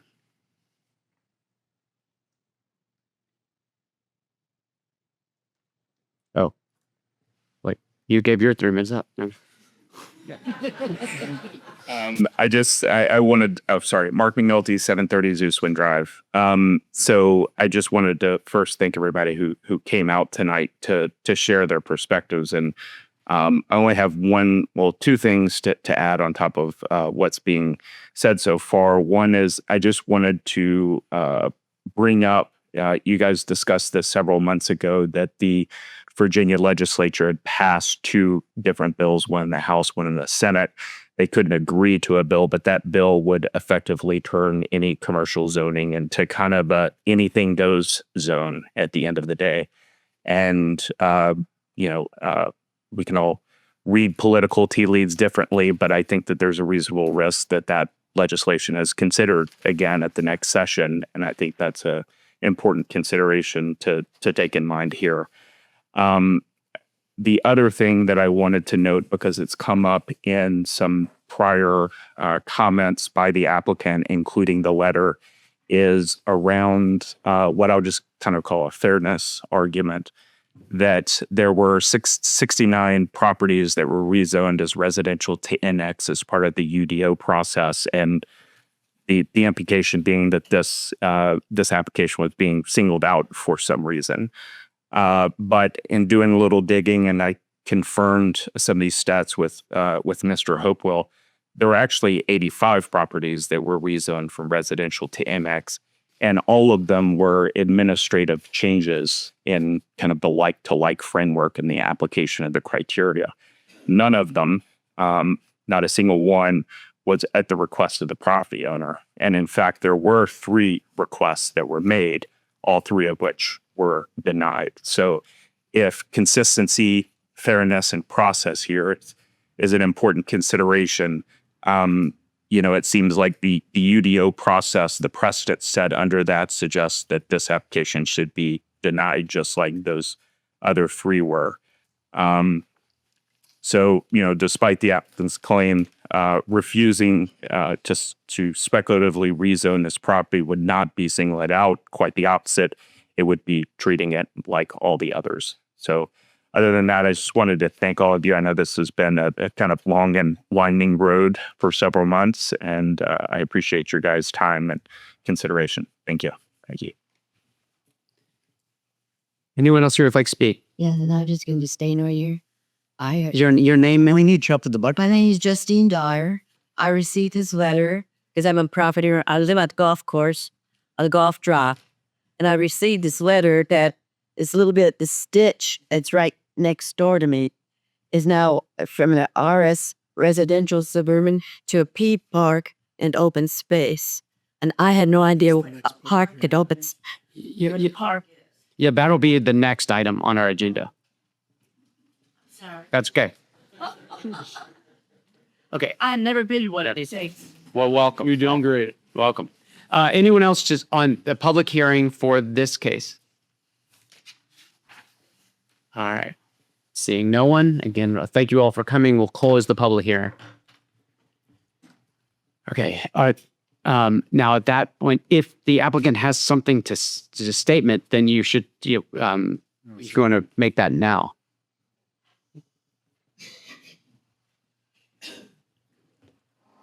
Wonderful. Thank you. Sorry for the confusion earlier. It's my first time in the town of Culpeper, but I appreciate you guys giving me the opportunity to speak to you all tonight. Mr. Chairman, the members of the Planning Commission, my name is Logan Brunette. I'm an associate attorney with Hirschler, appearing this evening on behalf of Zeuswin Properties, LLC, as well as Alan Susan Caldwell in support of the requested rezoning of approximately 21.6625 acres identified as tax parcel 50-1B from rural residential to commercial. By way of brief background, the Caldwells are longstanding members of the Culpeper community, and this property has remained in their family since it was originally acquired by Mrs. Caldwell's father in the 1950s. I thought that was a very cool fact. You don't see that very often in the world of development. This request represents a thoughtful next chapter in the stewardship of their property. This evening, I'll focus on 4 key points: the procedural history of this request, its consistency with the comprehensive plan, the strength and the applicability of the town's recently adopted UDO and Facilities Standards Manual. You'll hear me refer to it as the FSM. The tailored and responsive proper package that is before you tonight. Quickly, before I begin and following my remarks, Mrs. Caldwell would like a couple minutes after I finish just to talk to you guys about her perspective of this request. Just wanted to put that at the front so you all know that there will be an additional remark. Regarding the procedural context, this request is obviously not new to the Commission. During the UDO adoption process in 2025, and at the encouragement of town staff reaching out, saying that if there was any inconsistencies to reach out to town staff about potential rezones. My client did request that this property be rezoned to the mixed-use zoning district. However, on September 25th, 2025, the Commission had some concerns about the potential scope and scale of residential development that could occur under the mixed-use zoning. So accordingly, this commission did recommend that the property be rezoned to commercial. But at that time, there was some issues when we got to the town council with advertisement notice constraints. And That's why the underlying zoning did remain as the RR Rural Residential Zoning District. The town staff did commit to bring this matter to a public hearing at its first opportunity, and they did do that in February of 2026, where the commission did decide that you all would like to see voluntary proffers. And in response to discussions had with my colleague Matt Roberts, we did put together a tailored and responsive proffer statement for your consideration this evening. Regarding the comprehensive plan alignment, the town's comprehensive plan today does identify this property as being within the planning area 4, and that expressly contemplates this property's transition to the mixed use development over time. We do understand the concerns about potential school impacts and public facility impacts that come along with more dense residential uses, and that's why we are still honoring that preference for commercial development on this property. This application does not seek to expand beyond the vision of the comprehensive plan. It seeks to implement it at this time. Put simply, this rezoning brings the property into alignment with where the town has determined that proper planning principles, commercial development makes sense. The town should be commended for its recent adoption of the UDO and the FSM. These documents represent a comprehensive and modern regulatory framework governing land use, site design, infrastructure, and environmental protection. Importantly, they do not merely identify permitted uses, they establish in detail how development must occur. That includes standards governing stormwater management and water quality, access and transportation design, landscaping and buffering, building character and site layout, and environmental constraints and protections. I do note that the property is within the town's watershed protection overlay district, which does impose an additional layer of environmental safeguards. Any future development must comply with those heightened requirements, along with applicable state and local requirements governing the stormwater and land disturbance. In combination, these standards ensure that the development proceeds in a controlled, coordinated, and environmentally responsible manner. Because of this robust framework that you all helped proceed for this town, many of the concerns historically addressed through proffers are now in your UDO and the FSM. But recognizing the Commission's request for additional mitigation above what the UDO and FSM requires, our approach has been deliberate. We want to avoid redundancy with the adopted code and instead focus on meaningful, targeted commitments. Specifically, we did prohibit uses and proffer a consistent design throughout the development to allow for the beautiful development of this property. We have transportation commitments, and I would like to touch on the Zeuswin Drive dedication and construction with the flexibility. Through discussion with the town staff, we realized that maybe a minor collector is not where this road is heading, so that's why we wanted to build in the flexibility to not have a 60-foot right-of-way going through the property. We want to make sure that it's an appropriate and responsible development. We also further committed to not only the on-site improvements, but uniquely the off-site improvements that are identified in the future transportation impact analysis. This is unique because in Virginia, when you get to the site plan stage, code only requires the on-site mitigation. We're going beyond and looking outside. Again, this goes to us wanting to have a responsible development. And in practical terms, this creates a self-regulating framework. If the impacts from traffic can be mitigated, the use can proceed. If it cannot proceed and it will not be developed. We have to mitigate all of the transportation impacts identified for the specific uses, on-site and off-site. The applicant has also committed to coordinating with the town's Department of Tourism and Economic Development regarding appropriate uses and opportunities for this property.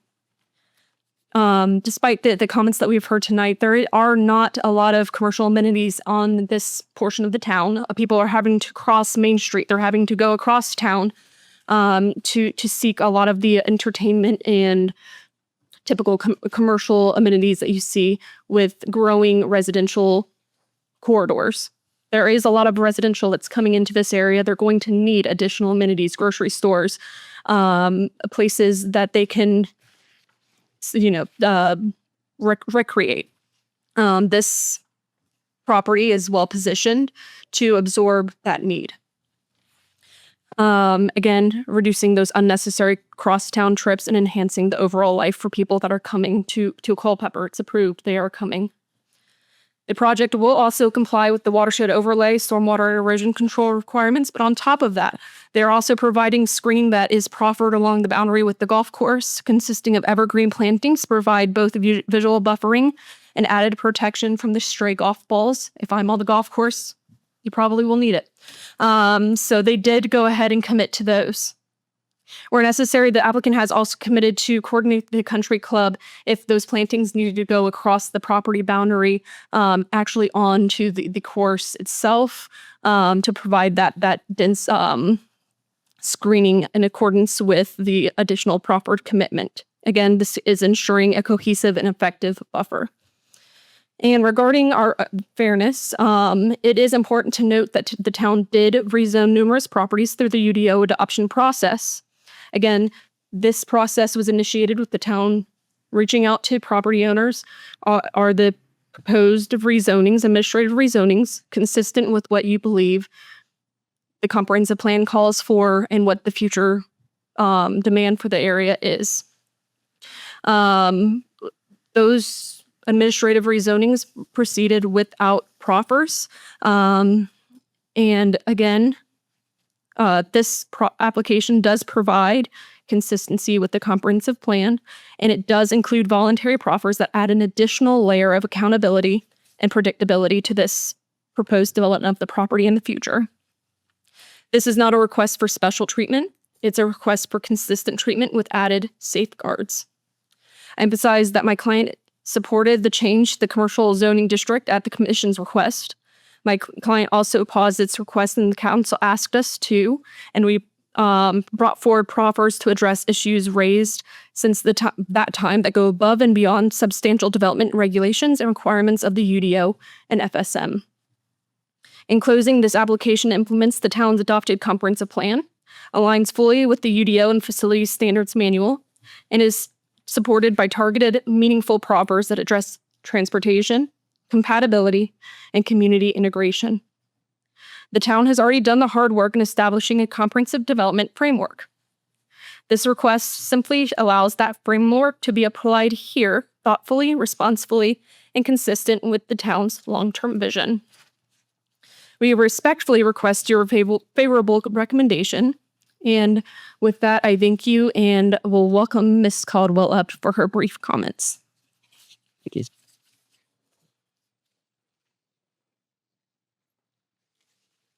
Good evening, Commission and other members of the community.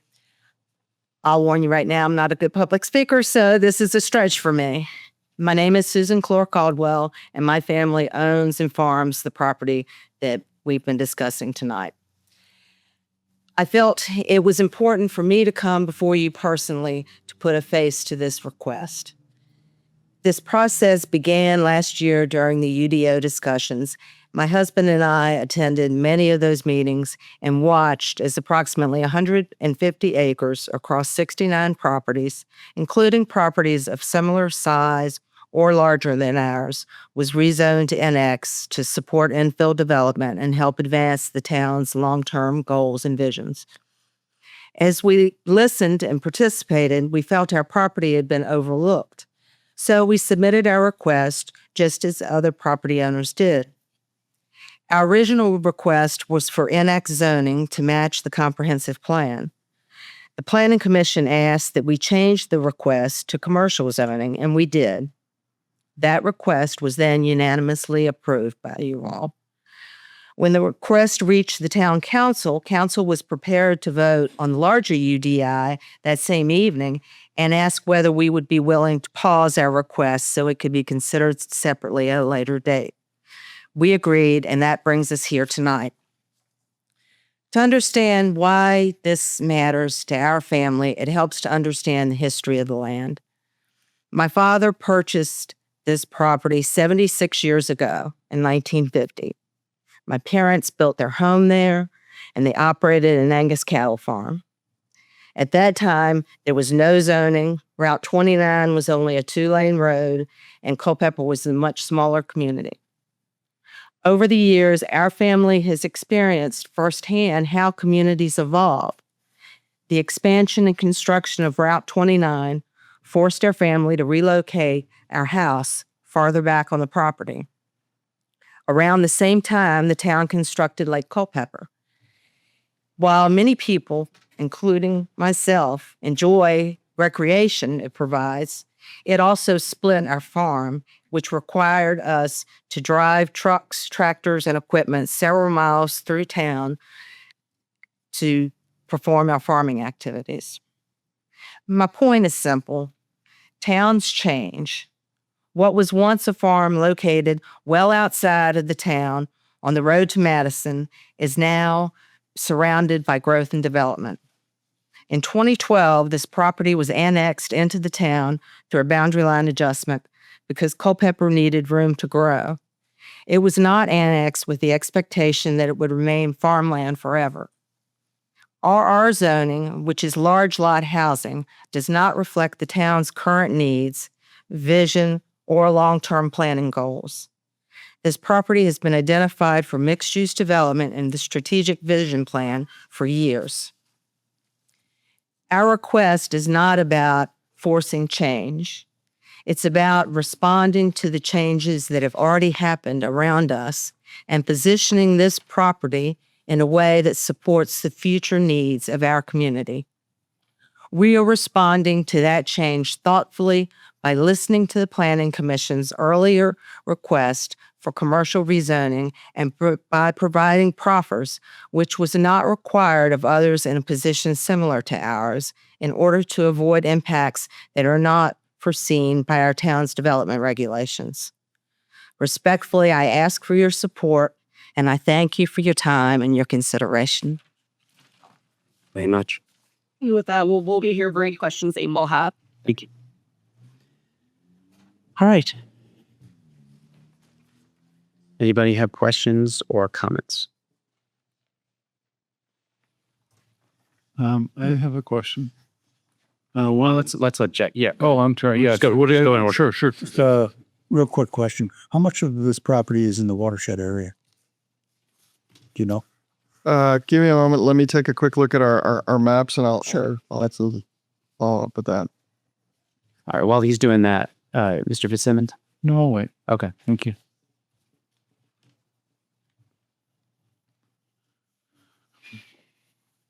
My question would be for Andrew anyway. Okay.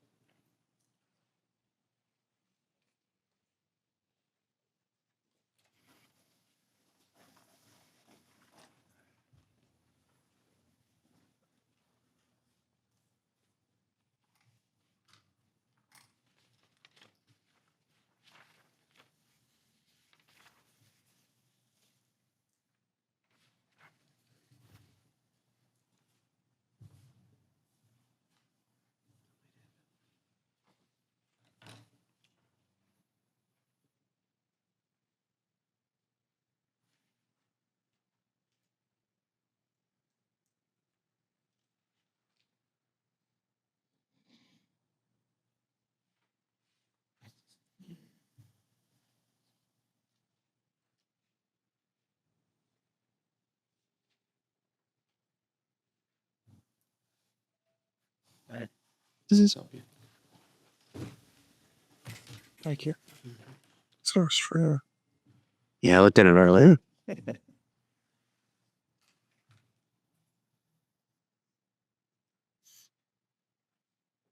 think it's almost all of it. yeah. So it appears to be the entirety of this parcel falling into the watershed protection overlay. Wow. be kind of hard to do commercial in the watershed area. That's right. Well, thank you for him. All right. Sorry, Mr. Thank you. Mr. Fitzsimmons, your question. It went to the same point. I was trying to, there's a letter, one of the letters we received talks about the relation of the parcel to the watershed protection overlay. And I wanted to get some clarification on that as well. And what kind of clarification?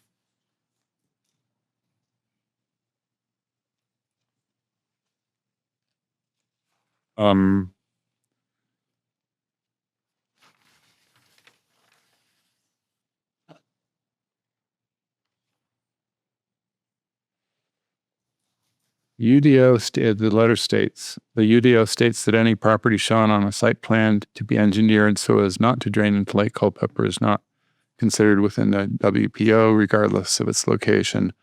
On the official map, in plain terms, a developer who regrades or reroutes or routes drainage away from Lake Culpeper watershed exits the overlay entirely. And with that, every protection the overlay provides, the proffer statement contains no commitment that the property will be developed in a manner that preserves its watershed classification. I just wanted to fact check that a little. Does that sound right? Yes, that's found in 27-9.20.2 of the UDO. Okay. So okay. Thank you. Any other questions? Yeah, I do have one more. The houses that are on zone, are they ever more protection area approved? So The existing homes on Zeusman, yes. Again, the watershed protection overlay does not prohibit development, but it does include additional restrictions on the development and the development density. I live in a subdivision that is in the watershed area, so I understand with the ditches in my front yard. Okay. Anybody have any other questions? Any questions? All right. So I have some comments if everybody else has feels like they've had their turn.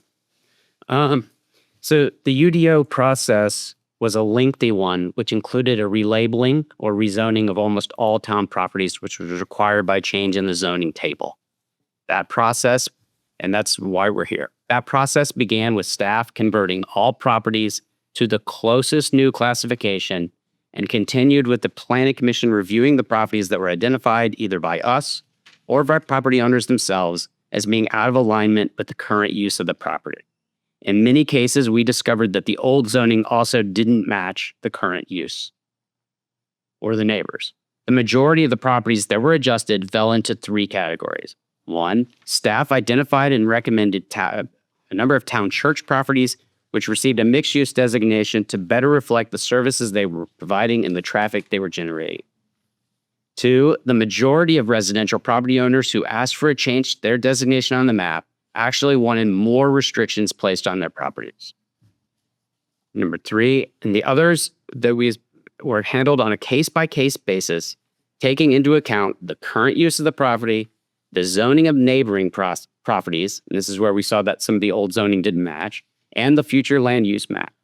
In all cases, we worked as a commission to ensure our zoning designations were in line with the comprehensive plan. In all cases, we solicited input from property owners and their neighbors. After much deliberation, the Planning Commission forwarded our recommendations to the Town Council, and we acknowledged to ourselves at the time that the zoning map is a living document and that our work is never final. So we're here today. Here we are today. The Zeusman property is located along a major arterial outside of the downtown. The property abuts a highway. Residents commented on the property's location as a town gateway and the views it provides in its current agricultural use. I would note that low-density residential development on the property would require road screening to the extent that those views may be even more impacted. The neighbors have correctly identified that Zeusman would need significant road improvement for development, and I would note that even residential development will require those improvements. The property is identified as mixed use on the future land use. The applicant requested a neighborhood mixed use designation, and we, the Planning Commission, made the change to commercial. I was a proponent of this change because at the time we had concerns about the impacts of unconditional high-density residential. I now also have concerns about the impacts of unconditional commercial development and believe the neighborhood mixed use is more in line with the future land use map and the comprehensive plan. The findings of facts in this case are the property is located along a major arterial outside of the downtown and is fronted by 4 commercially zoned lots, which total about 15 acres. The property is identified as mixed use in town planning documents. The applicant requested a change to neighborhood mixed use zoning. We, the Planning Commission, made the change to commercial because of concerns, but now I believe those concerns may have been overstated. Many of the neighbors have voiced opposition to rezoning of this property as commercial, but those same neighbors have included in their comments that they acknowledge town planning documents identify the property as mixed use, and they say they're not against any development of this property. I believe that had we not intervened, we would have forwarded to council a recommendation to change this property to neighborhood mixed use as requested by the applicant. Those are just my. We just stayed out of the way. We have to send in next, guys. In other words, we're the troublemakers. Well, we did that because we were doing like for like. So the property across the road, the property next to it is commercial. That's why we extended the commercial. And the property next to it is not. Yes, it is. If you go in Zeusland, the property to the right is commercial. The section labeled C. Golf course. No, No. the front portion of the front's on Madison. The 4 lots in the front. Oh, okay. Fine. And we were also applying the sort of conventional zoning logic that if you're going to, that's a good location for commercial development on the edge up by the major highway, not in the middle of town. That's a good use. That was the conventional zoning principle that we were bringing to bear on that time. And, thinking about it, when we were asked at the last several meetings, what we would think needed to go there, it's like, well, we'll throw out stuff. I think I made the comment, is this the usual standard, or we wait until someone comes in and says, I want to put this here. In the meantime, we don't have a lot of commercial spaces in town. We have a need for a fire department. We have a need for a courthouse. We have a need for a jail. I don't know, what other options there are, but where are you going to put these things? So I'm, in my thinking, here's some property that's, would be a great site for these. I'm not trying to talk for the county or the town, just thinking those are very needy. They are very soon to be, essential, unique. I'm trying to think of the right word that we need for those facilities. And this would be a potential site for those. That's my thinking. Chairman, I probably am echoing everyone's concerns in the room that me personally, I had thought when we moved to zoning to commercial that without really asking, that the process would open the door for people to come in and offer proffers, offer potential uses. The applicant would bring in examples of what they wanted to build on the property. We've never spelled those things out, but I always thought that was something that would just flow, but it did not happen. And everyone's concerned that they don't know what's going to go there, and nobody knows. And we don't know what's going to be in vogue next year. And I think we overstepped. And here we are. I have a question for the department. In the correspondence, there are multiple references. The PUD, is that accurate? And what are the implications of this parcel being part of a PUD? So a planned unit development is essentially a zoning district that is tailored or defined for a specific location that has specific regulations assigned and created just for that particular development. It usually occurs where you have a development that doesn't fit within the conventional zoning districts. Where this would have been appropriate potentially under our old zoning would be to create a mix of the different uses between the residential and the commercial. It's my belief that the current UDO grants a lot of that flexibility within the existing zoning that could be accomplished in a similar manner. We still have a provision that would allow for a PUD within the UDO or a planned unit development.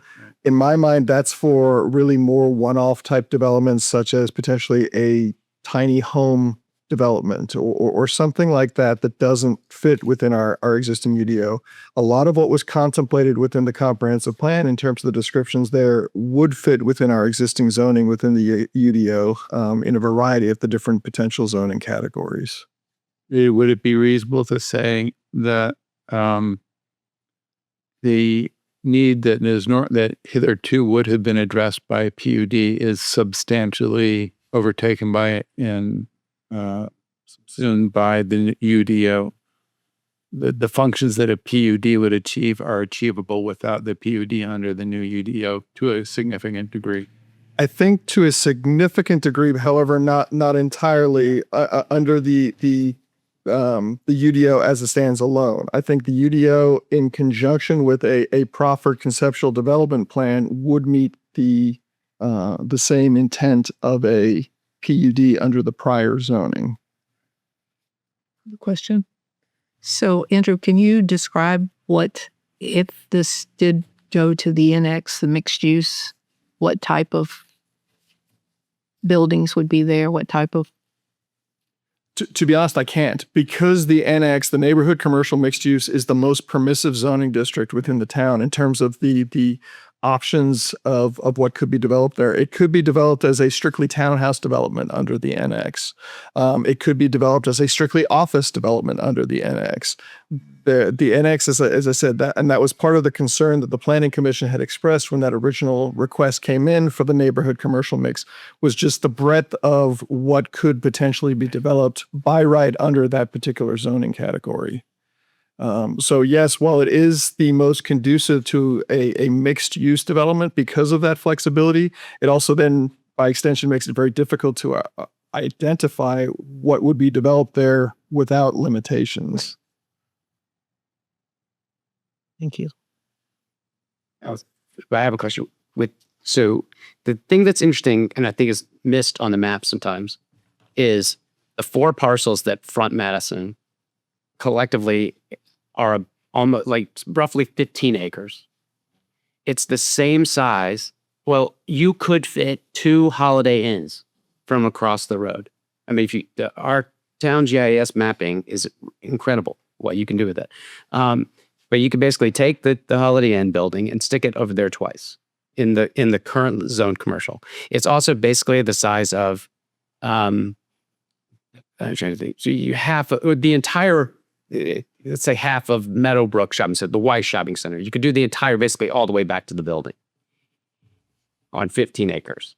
So I had concerns that there was a lack of commercial there. There is plenty of that's a lot of commercial property. So as envisioned, the NX would be some sort of transitional, theoretically, from the commercial in the front to services or residential behind it into, right? I mean, or it could, or in truth, the NX could essentially mirror much of that commercial in front of it, or it could be sort of that strict residential. Again, because of the flexibility of the NX zoning district, it's without limitations, it's impossible to say exactly how it would function relative to those other zoning districts and those other existing and potential future land uses. Right. That's just to a point. Those 4 lots are not in the watershed, right? When you get in the watershed, they're going to have to do some special things. Yeah, they're not.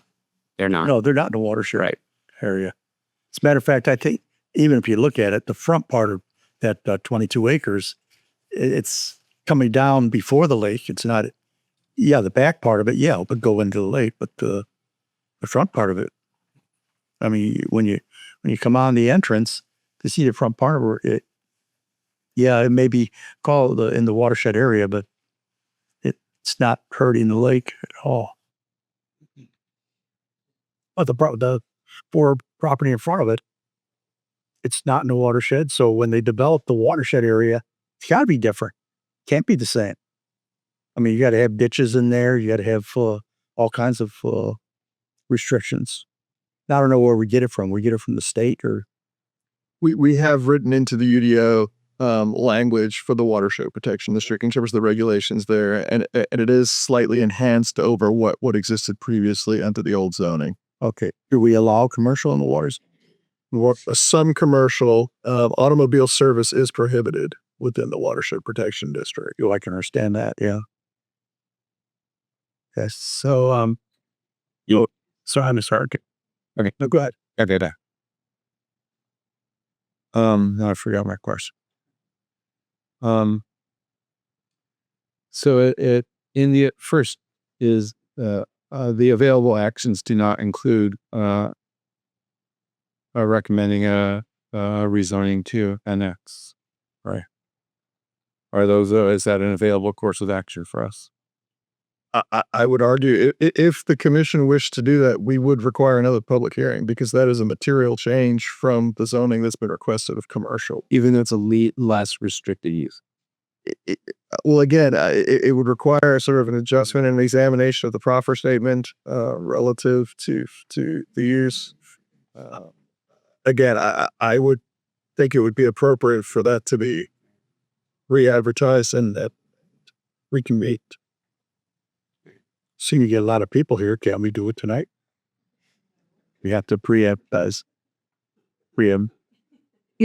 My thought is we think about the town as a whole, and I try to do that with every decision I make. But what does the town need?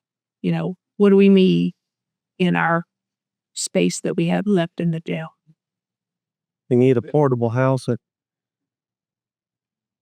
Mr. Chairman, yes, I have a question for the director. So look at any events or some schooling. Sorry, okay.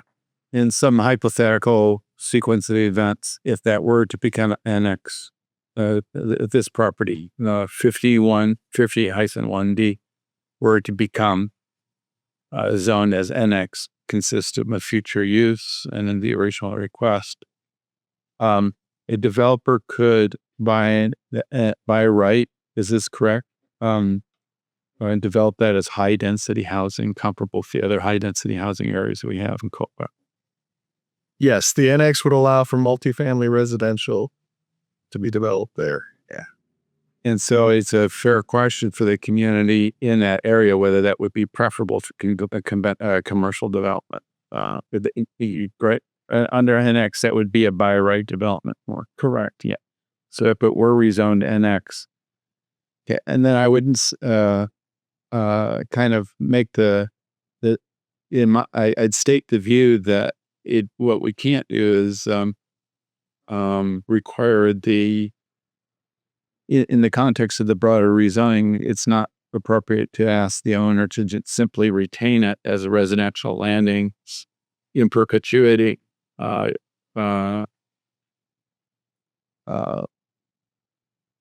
Unless that zoning does comport with a contemplated future use and the UDO, which I think it doesn't. Then I have one more question for you.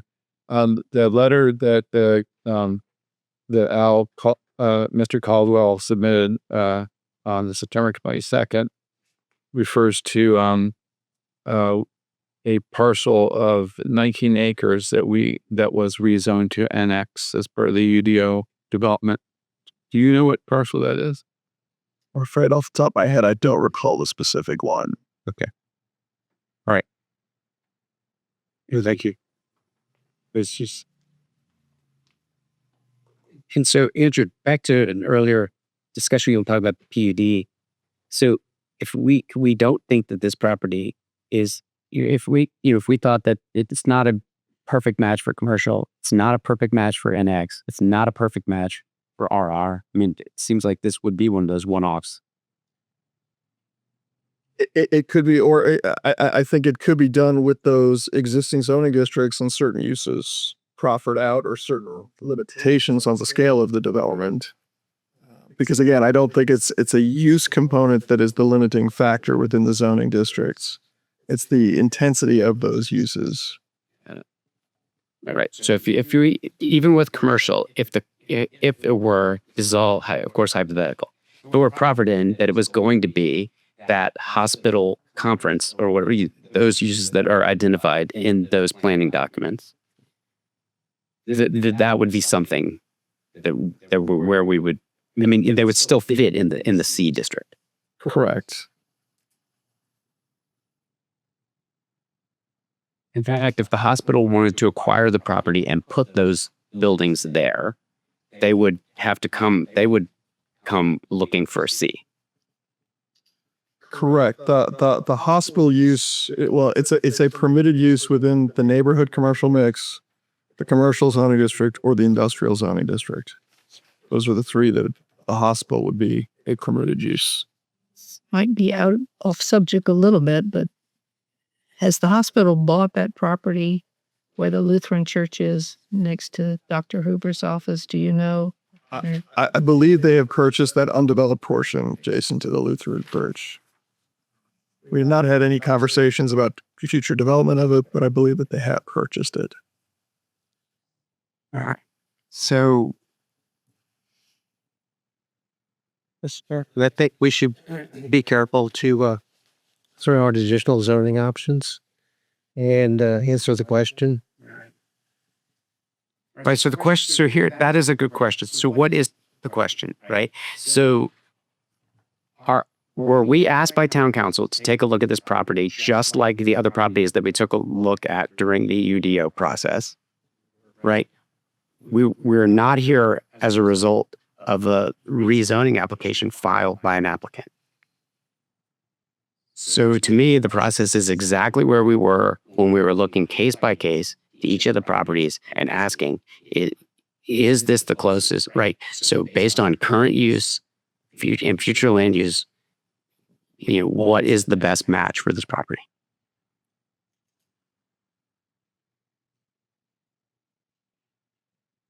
We had to date what we thought it was, and then we have listened to the two public hearings, and I don't think we were right. Did you say you don't think we were right? I don't think we were right. Making a commercial. Yeah. I tend to agree with you, yeah. In order for it to be cleaned, I don't know procedurally how we would fix this. I mean, so we can either send this forward to council with a recommendation, and I guess, I think that's where. I do understand that there is. That we can't sit on this forever. We obviously have concerns. But I don't know that going through the process again mitigates those concerns.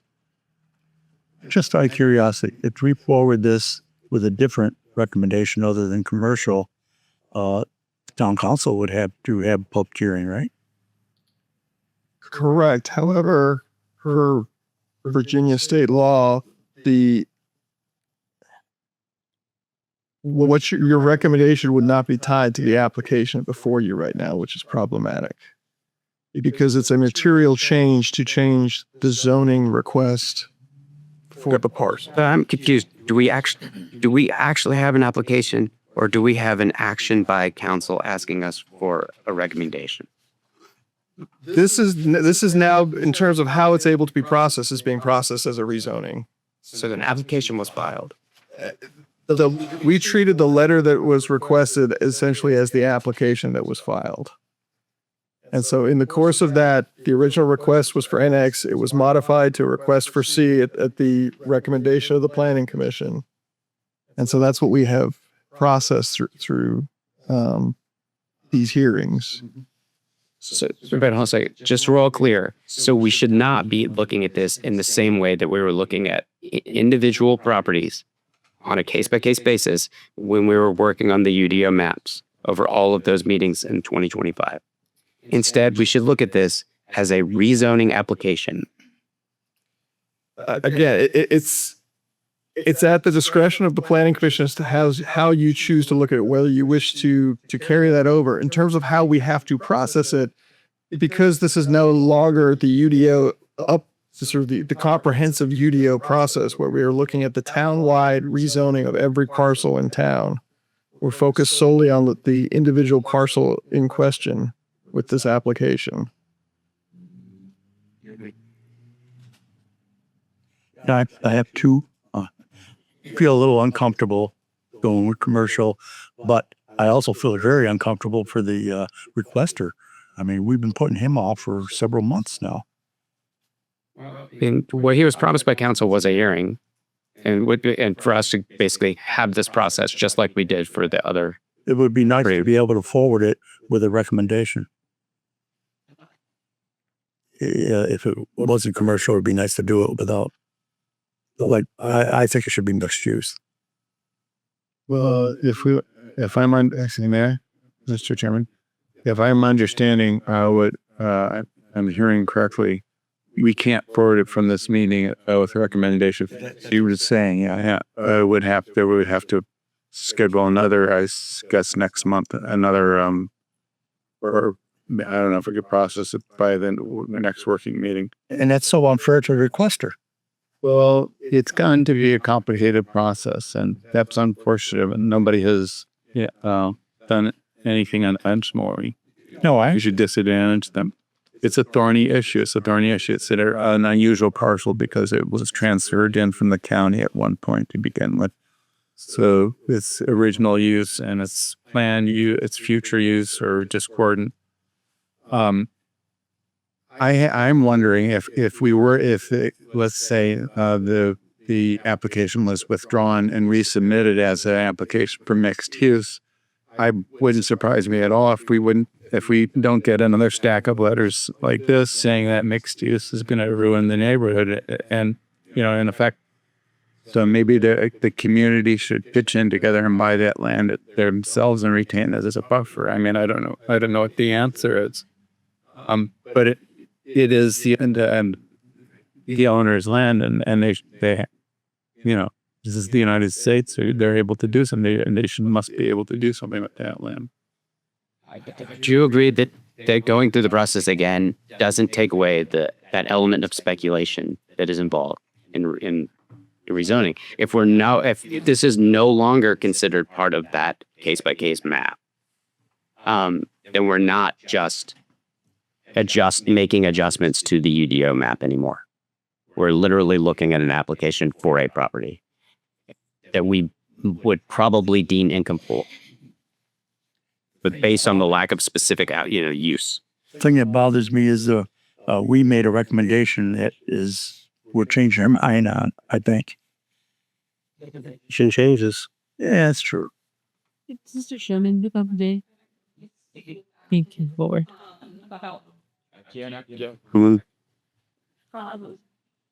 I was able to, as you guys were deliberating, discuss whether or not we'd be amenable to coming back as the annex zone. We certainly would be amenable to coming back because I think our preference would be to work with you all to find a solution to have a recommendation to the town council.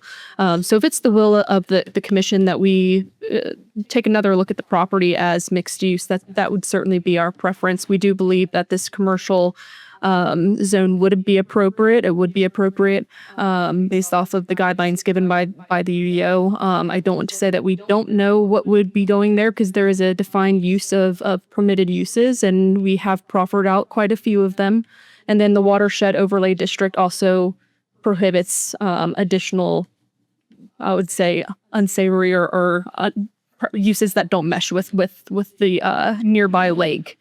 So again, if it's the will of the commission that maybe we're considering going back to that NX zone. I think that would be the preference rather than moving forward with an unsatisfactory or a recommendation of denial to the council, just because I think that there is more work to do between conversation with you all and with staff. Thank you. Does anyone think that NX is wrong? I do. Yeah. What do you think it should be? I think that we need whoever's going to buy it to come and tell us what they're going to put there, and we would decide on those facts. In other words, don't change it. Well, you're saying it don't change it, right? Right. Don't change it from what it is. No. Okay. What do you think? Change it from what it is. Recommendation or denial is what he's saying. Yeah, you would support it with recommendation for commercial. Commercial. All right, and I think NX would be better, but I don't know. And you are just were Confused.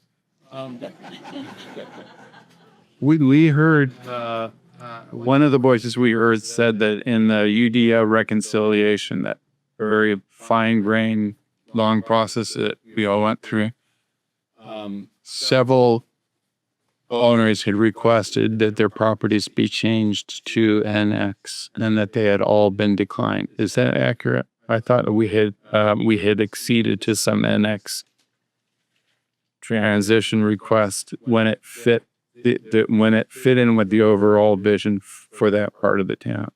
What is it? What are the facts? The parcels that went from a residential district to NX that we did end up changing that way were all initiated by town staff, either as part of the original one or town staff recommendations.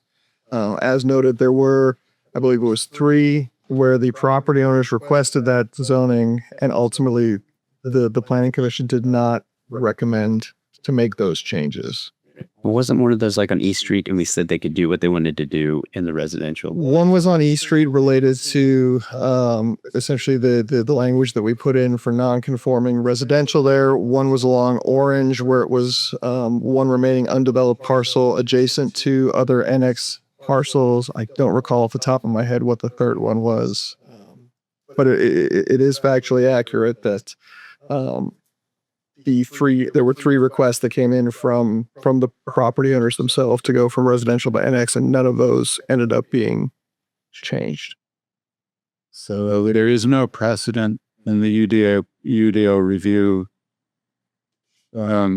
transition process of the commission or subsequently the council being responsive to individual requests for a zoning change to mixed use commercial. I would say that there's no precedent in any of these, in that it's the duty of the commission to look at each of them individually on their own merits in terms of the request. That's solely in a response. Yeah. Okay. All right. And I mean, so I think that ultimately the best use of this property is probably mixed use.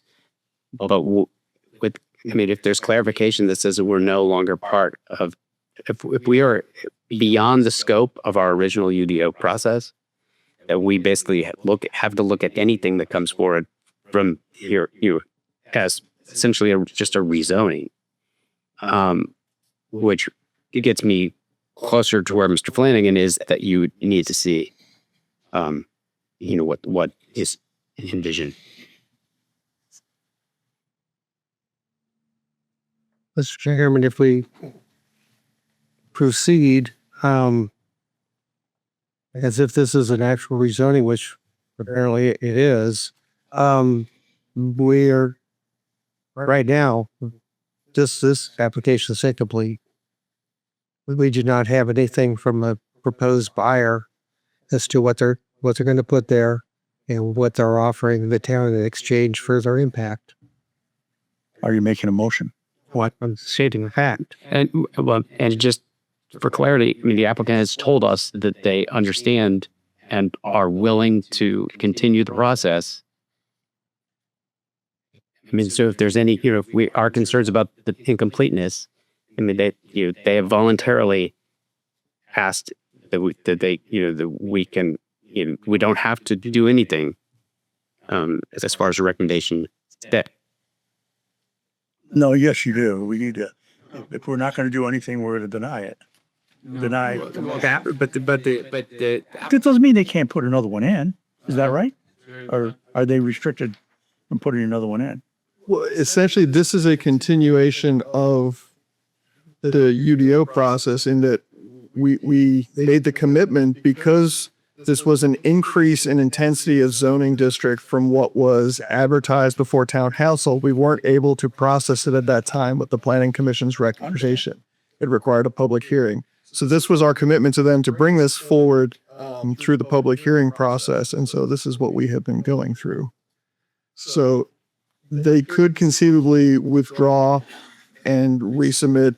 They have offered, in terms of working with the planning commission, to amend it, which would, I think, make more sense than withdrawing and resubmitting, to continue the process to a zoning district. That's all I want to know. What's the best way to go? Yeah.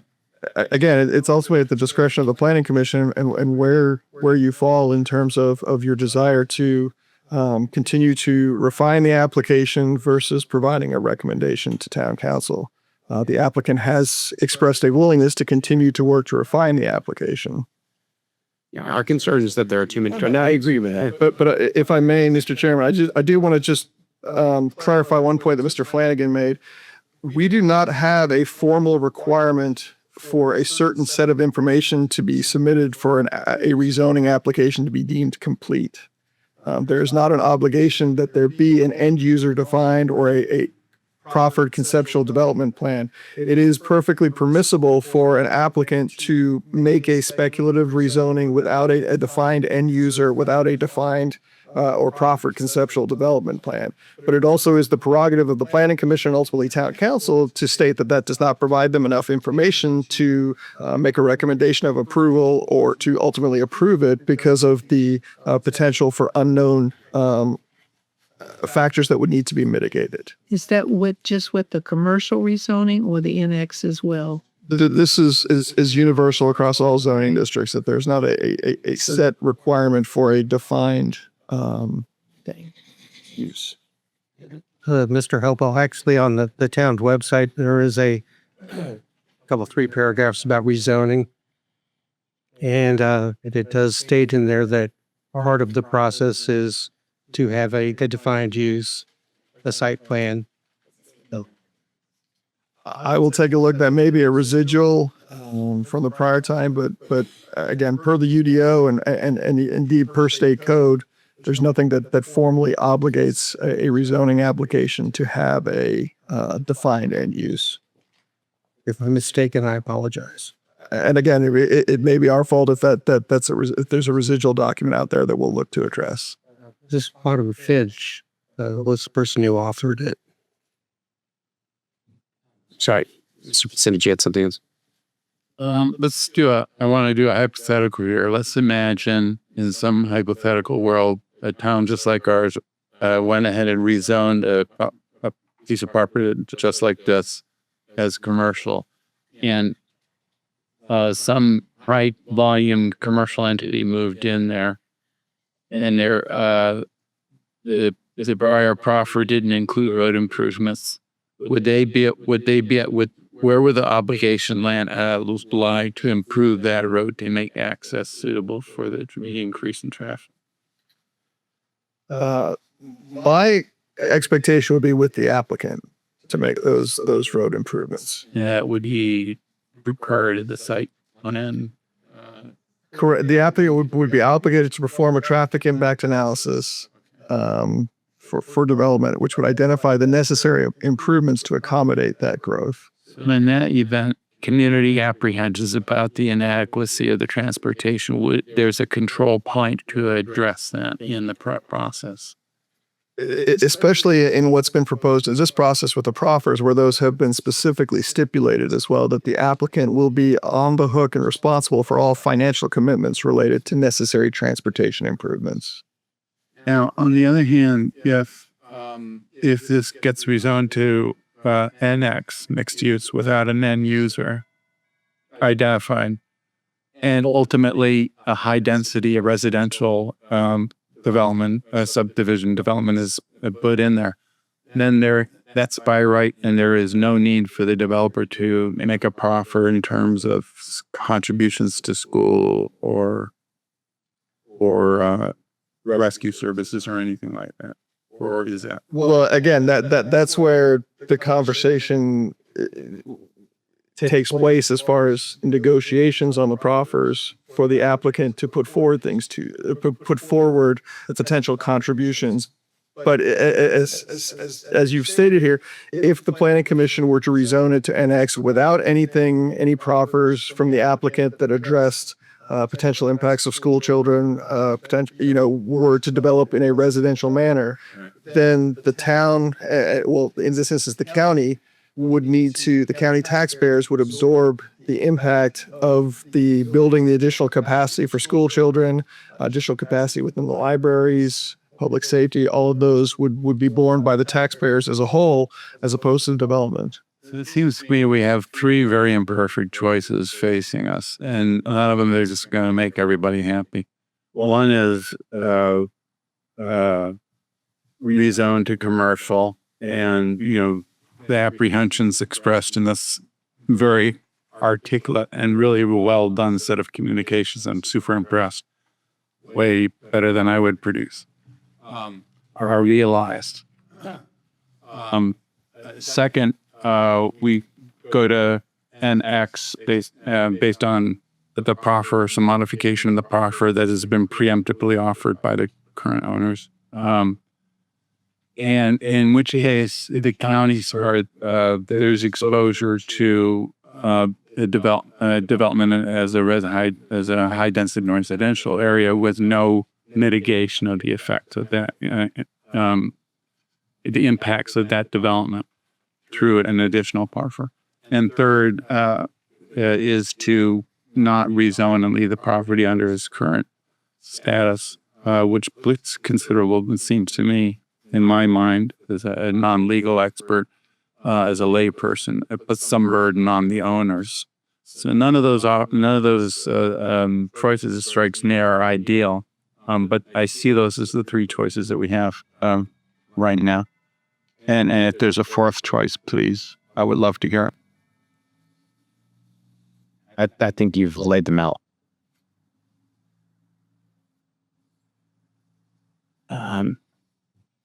So any desire to action or make a motion?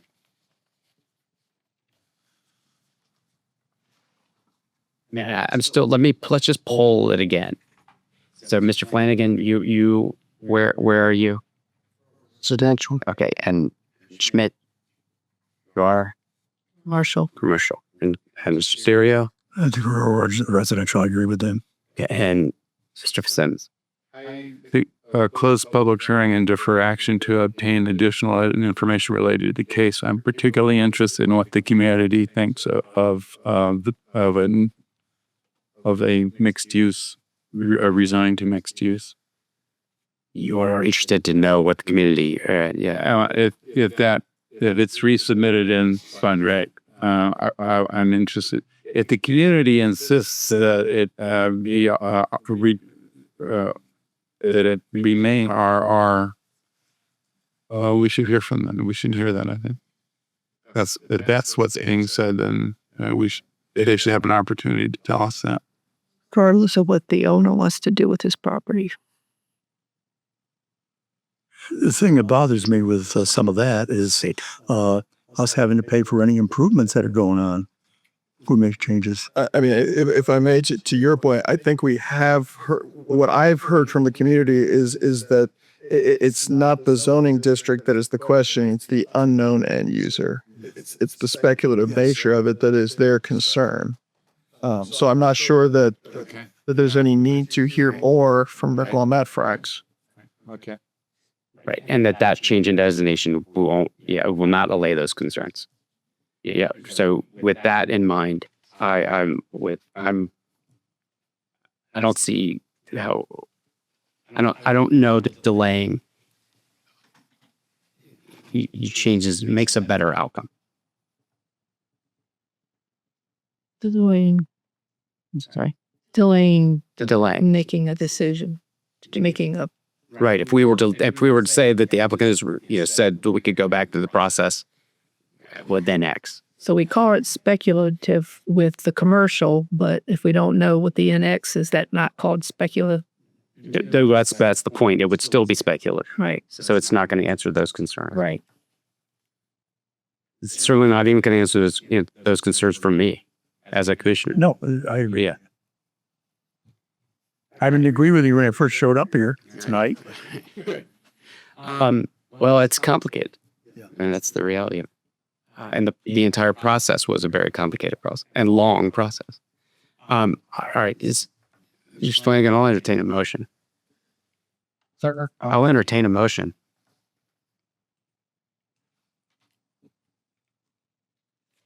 Well, we have 4 choices and maybe more than that.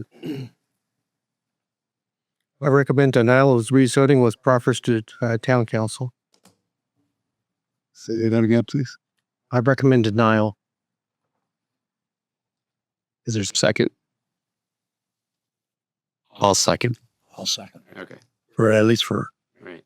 purpose of talking about it. All right. So we have a motion and a second to refer this to council with a recommendation to deny the rezoning request. It's essentially keeping it RR. Essentially keeping it RR. Procedurally, Mr. Hopo, Mr. Director, if we move down this path, what are the applicant's choices? Can they withdraw their application before it goes to council and resubmit? They could do so if they wish to submit on their own accord. I would consider this essentially the town's offer that was extended during the UDO process to take it through the public hearing process with individual consideration. But they could certainly return if they wish to submit their own application for a rezoning. Would this affect, because they did specifically, would this affect the time frame by which they would be able to do that? If it's withdrawn, it has not been considered by council, so there will be no limitation on any sort of reapplication. All right. Thank you. All right. Any other discussion on the motion? All right. We have a motion to send this to send this to council with the recommendation to deny. All those in favor say aye. Aye. Aye. Those opposed? All right. All right. All right. So you got that 3-2. Okay. All right. We'll move on.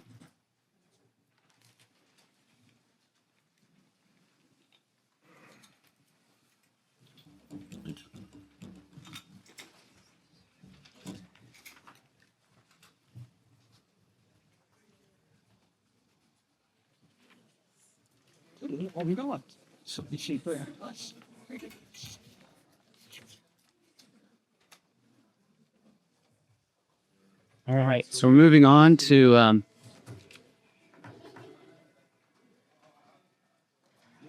the next item. We have another public hearing. This is amendment to the Unified Development Ordinance and Town Zoning Map. Andrew. Thank you, Mr. Chairman.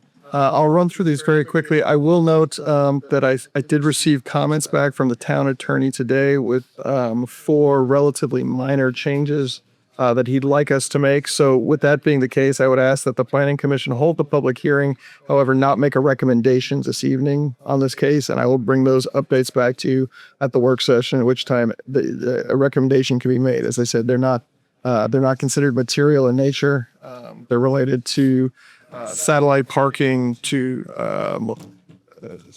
town erected signs on public utility poles, flags, and zoning permits and the expiration date on those. So, but as I said, I will quickly run through. Pardon me, we got a little out of order here, so let me get through these slides. And again, this is the presentation that received during the Planning Commission received during the work session. So I will go through them very quickly. We do have 3 categories of changes to the UDO as well as some zoning map updates. The changes, the first category is related to legislature-driven changes. House Bill 655 related to manufactured homes, and so we've put in necessary language to address that particular change to allow these to be exist within town.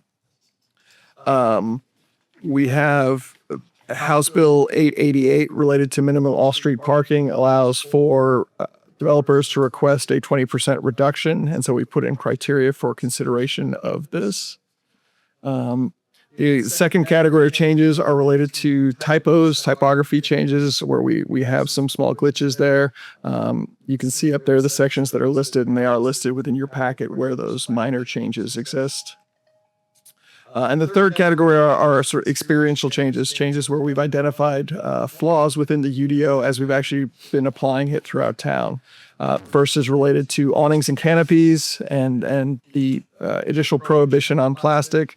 Plastic products now exist in most things, and so we changed it essentially to reflect the aesthetic of it and not so much the actual material involved in that instance. Second one is related to landscape plans and essentially allowing allowing engineers to do these as opposed to landscape architects where they're following the facility standards manual.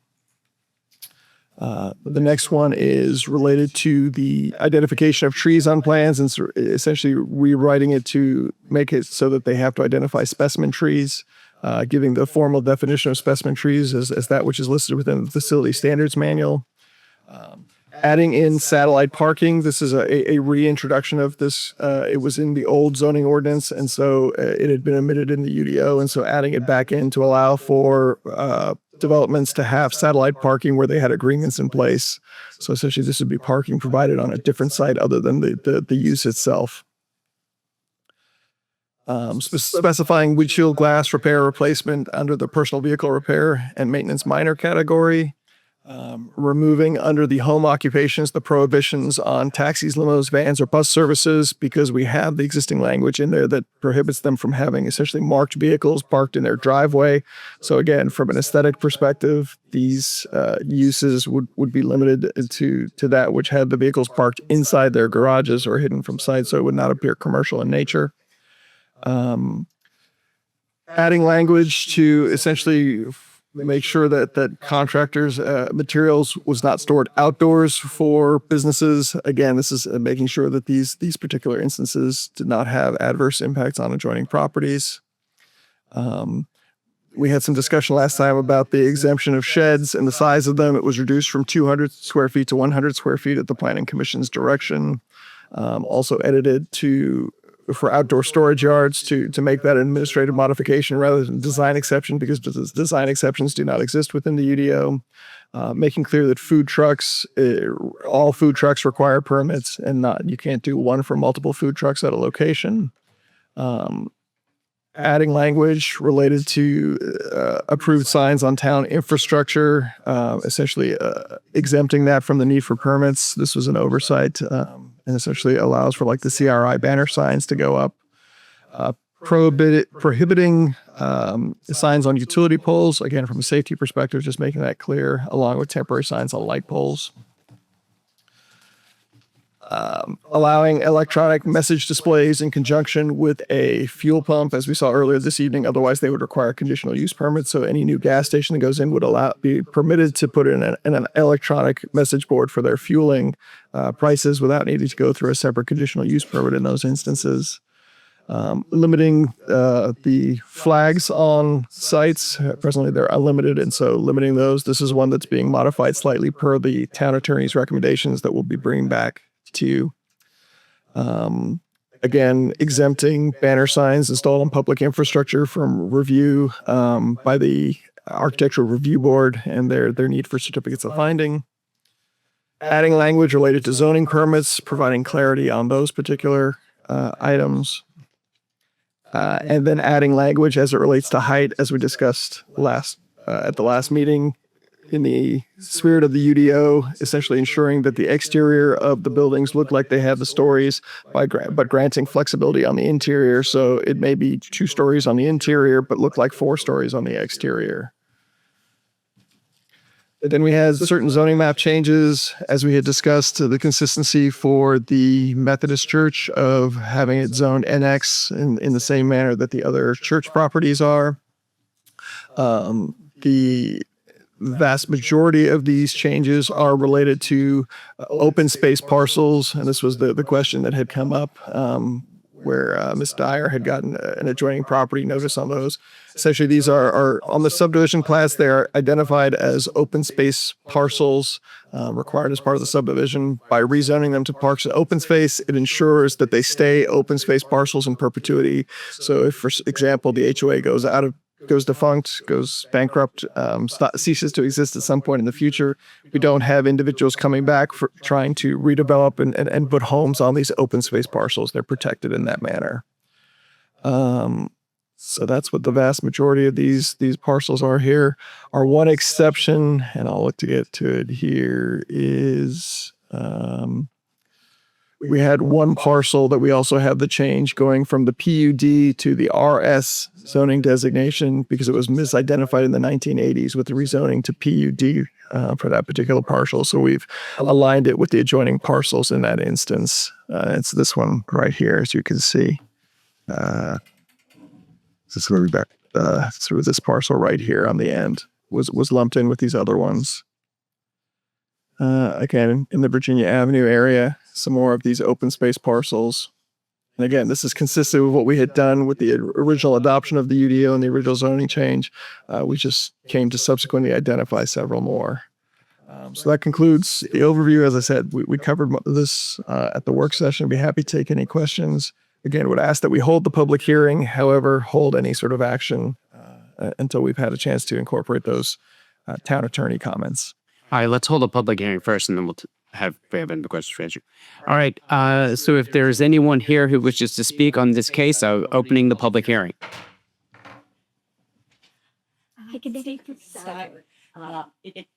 Please state your name. Oh, sorry, Sagrita Fott, Blue Ridge Avenue. But Miss Dyer, who left because it was getting dark, her question was not so much what it was. She didn't know what park was. She wanted to know who would continue to maintain that property next to her. So that's her question.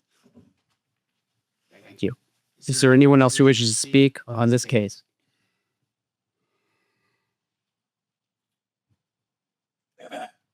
We're at 454 Blossom Tree Road, Pelled Reach. We were just wondering, excuse me, homeowner association or our board was wondering why two little strips of land at the entrance were being rezoned from residential to public. All right. Yeah. Thank you. Get an answer. Yeah. Thank you. Yes, we'll make sure you get an answer. Thank you. Thanks. Okay, if there's anyone else here to speak, all right, then I'll close the public hearing. Okay. And so simply to address the items that were raised during the public comment period, the parks and open space parcel is not changing the ownership in any way. It's not changing the maintenance obligations in any way. Those would still be private parcels, would still be maintained by HOAs in those instances. It simply would help to ensure that they stay as open space parcels in perpetuity. It's identifying them as green space, not somewhere else to put another house. Correct. I hope that answers your question. Answer your question? So what we're saying is that it identifies those properties as green space. It should say, grass versus somewhere where someone could in the future stick another house. Right. There is the way truly can you handle. Yeah, it's more of a technical fix. Can we let the change? We're going to be responsible for it. No. Exactly. Yep. Thank you. Okay. So what about Sarita's question? Yeah, right. Yeah, right. That's the only way we'll be able to direct staff to touch base with her, I guess, provide that answer. Does anybody have any other specific questions for Andrew? We did talk about this. And so my thought would just be at our work session on May the 28th, we'll incorporate the lawyer's attorney, right? And then we'll And then we can make a recommendation to council at that point. Okay, everybody's okay with that time frame. Okay, great. All right, so we'll move on to other business. Other business, Mr. Chairman? Mr. Chairman, so we are basically closing the public hearing and deferring action to obtain information. Is what we're doing, is it? We just, right, on that item, I closed the public hearing. Okay, and so we don't need a motion for that? Right, we're going to talk about it as unfinished business in the May 28th work session. Very good. Okay. All right, so no other business, follow-up items, No follow-up. planning director updates.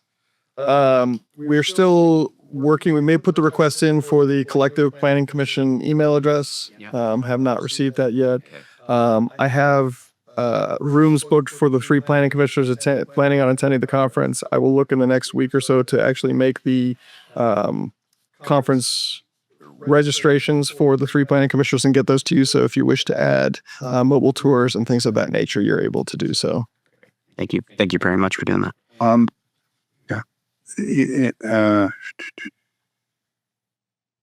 I'll ask you, something to ask you later on outside of the context of the meeting. Never mind. All right, so we'll move on to commission members' discussion. Mr. Flanagan? No, done. Smith? I brought up a point. Mr. Flanagan has been serving as a member of the parking authority and as the liaison from the planning commission to the parking authority. I've asked staff to investigate what that means. He has retired from the parking authority, and so Or do we need somebody else? well, or could he continue to go as our liaison? I mean, he's already been right. Right. At one point, we designated him to be our liaison. Sure. So if we take no action, does he continue to be our liaison? So we'll talk about that at the work session on the 28th as well. Mr. Serio, do you have any discussion? Mr. Fitzsimmons, do you have any further discussion? No. Motion for adjournment. Thank you. Sir?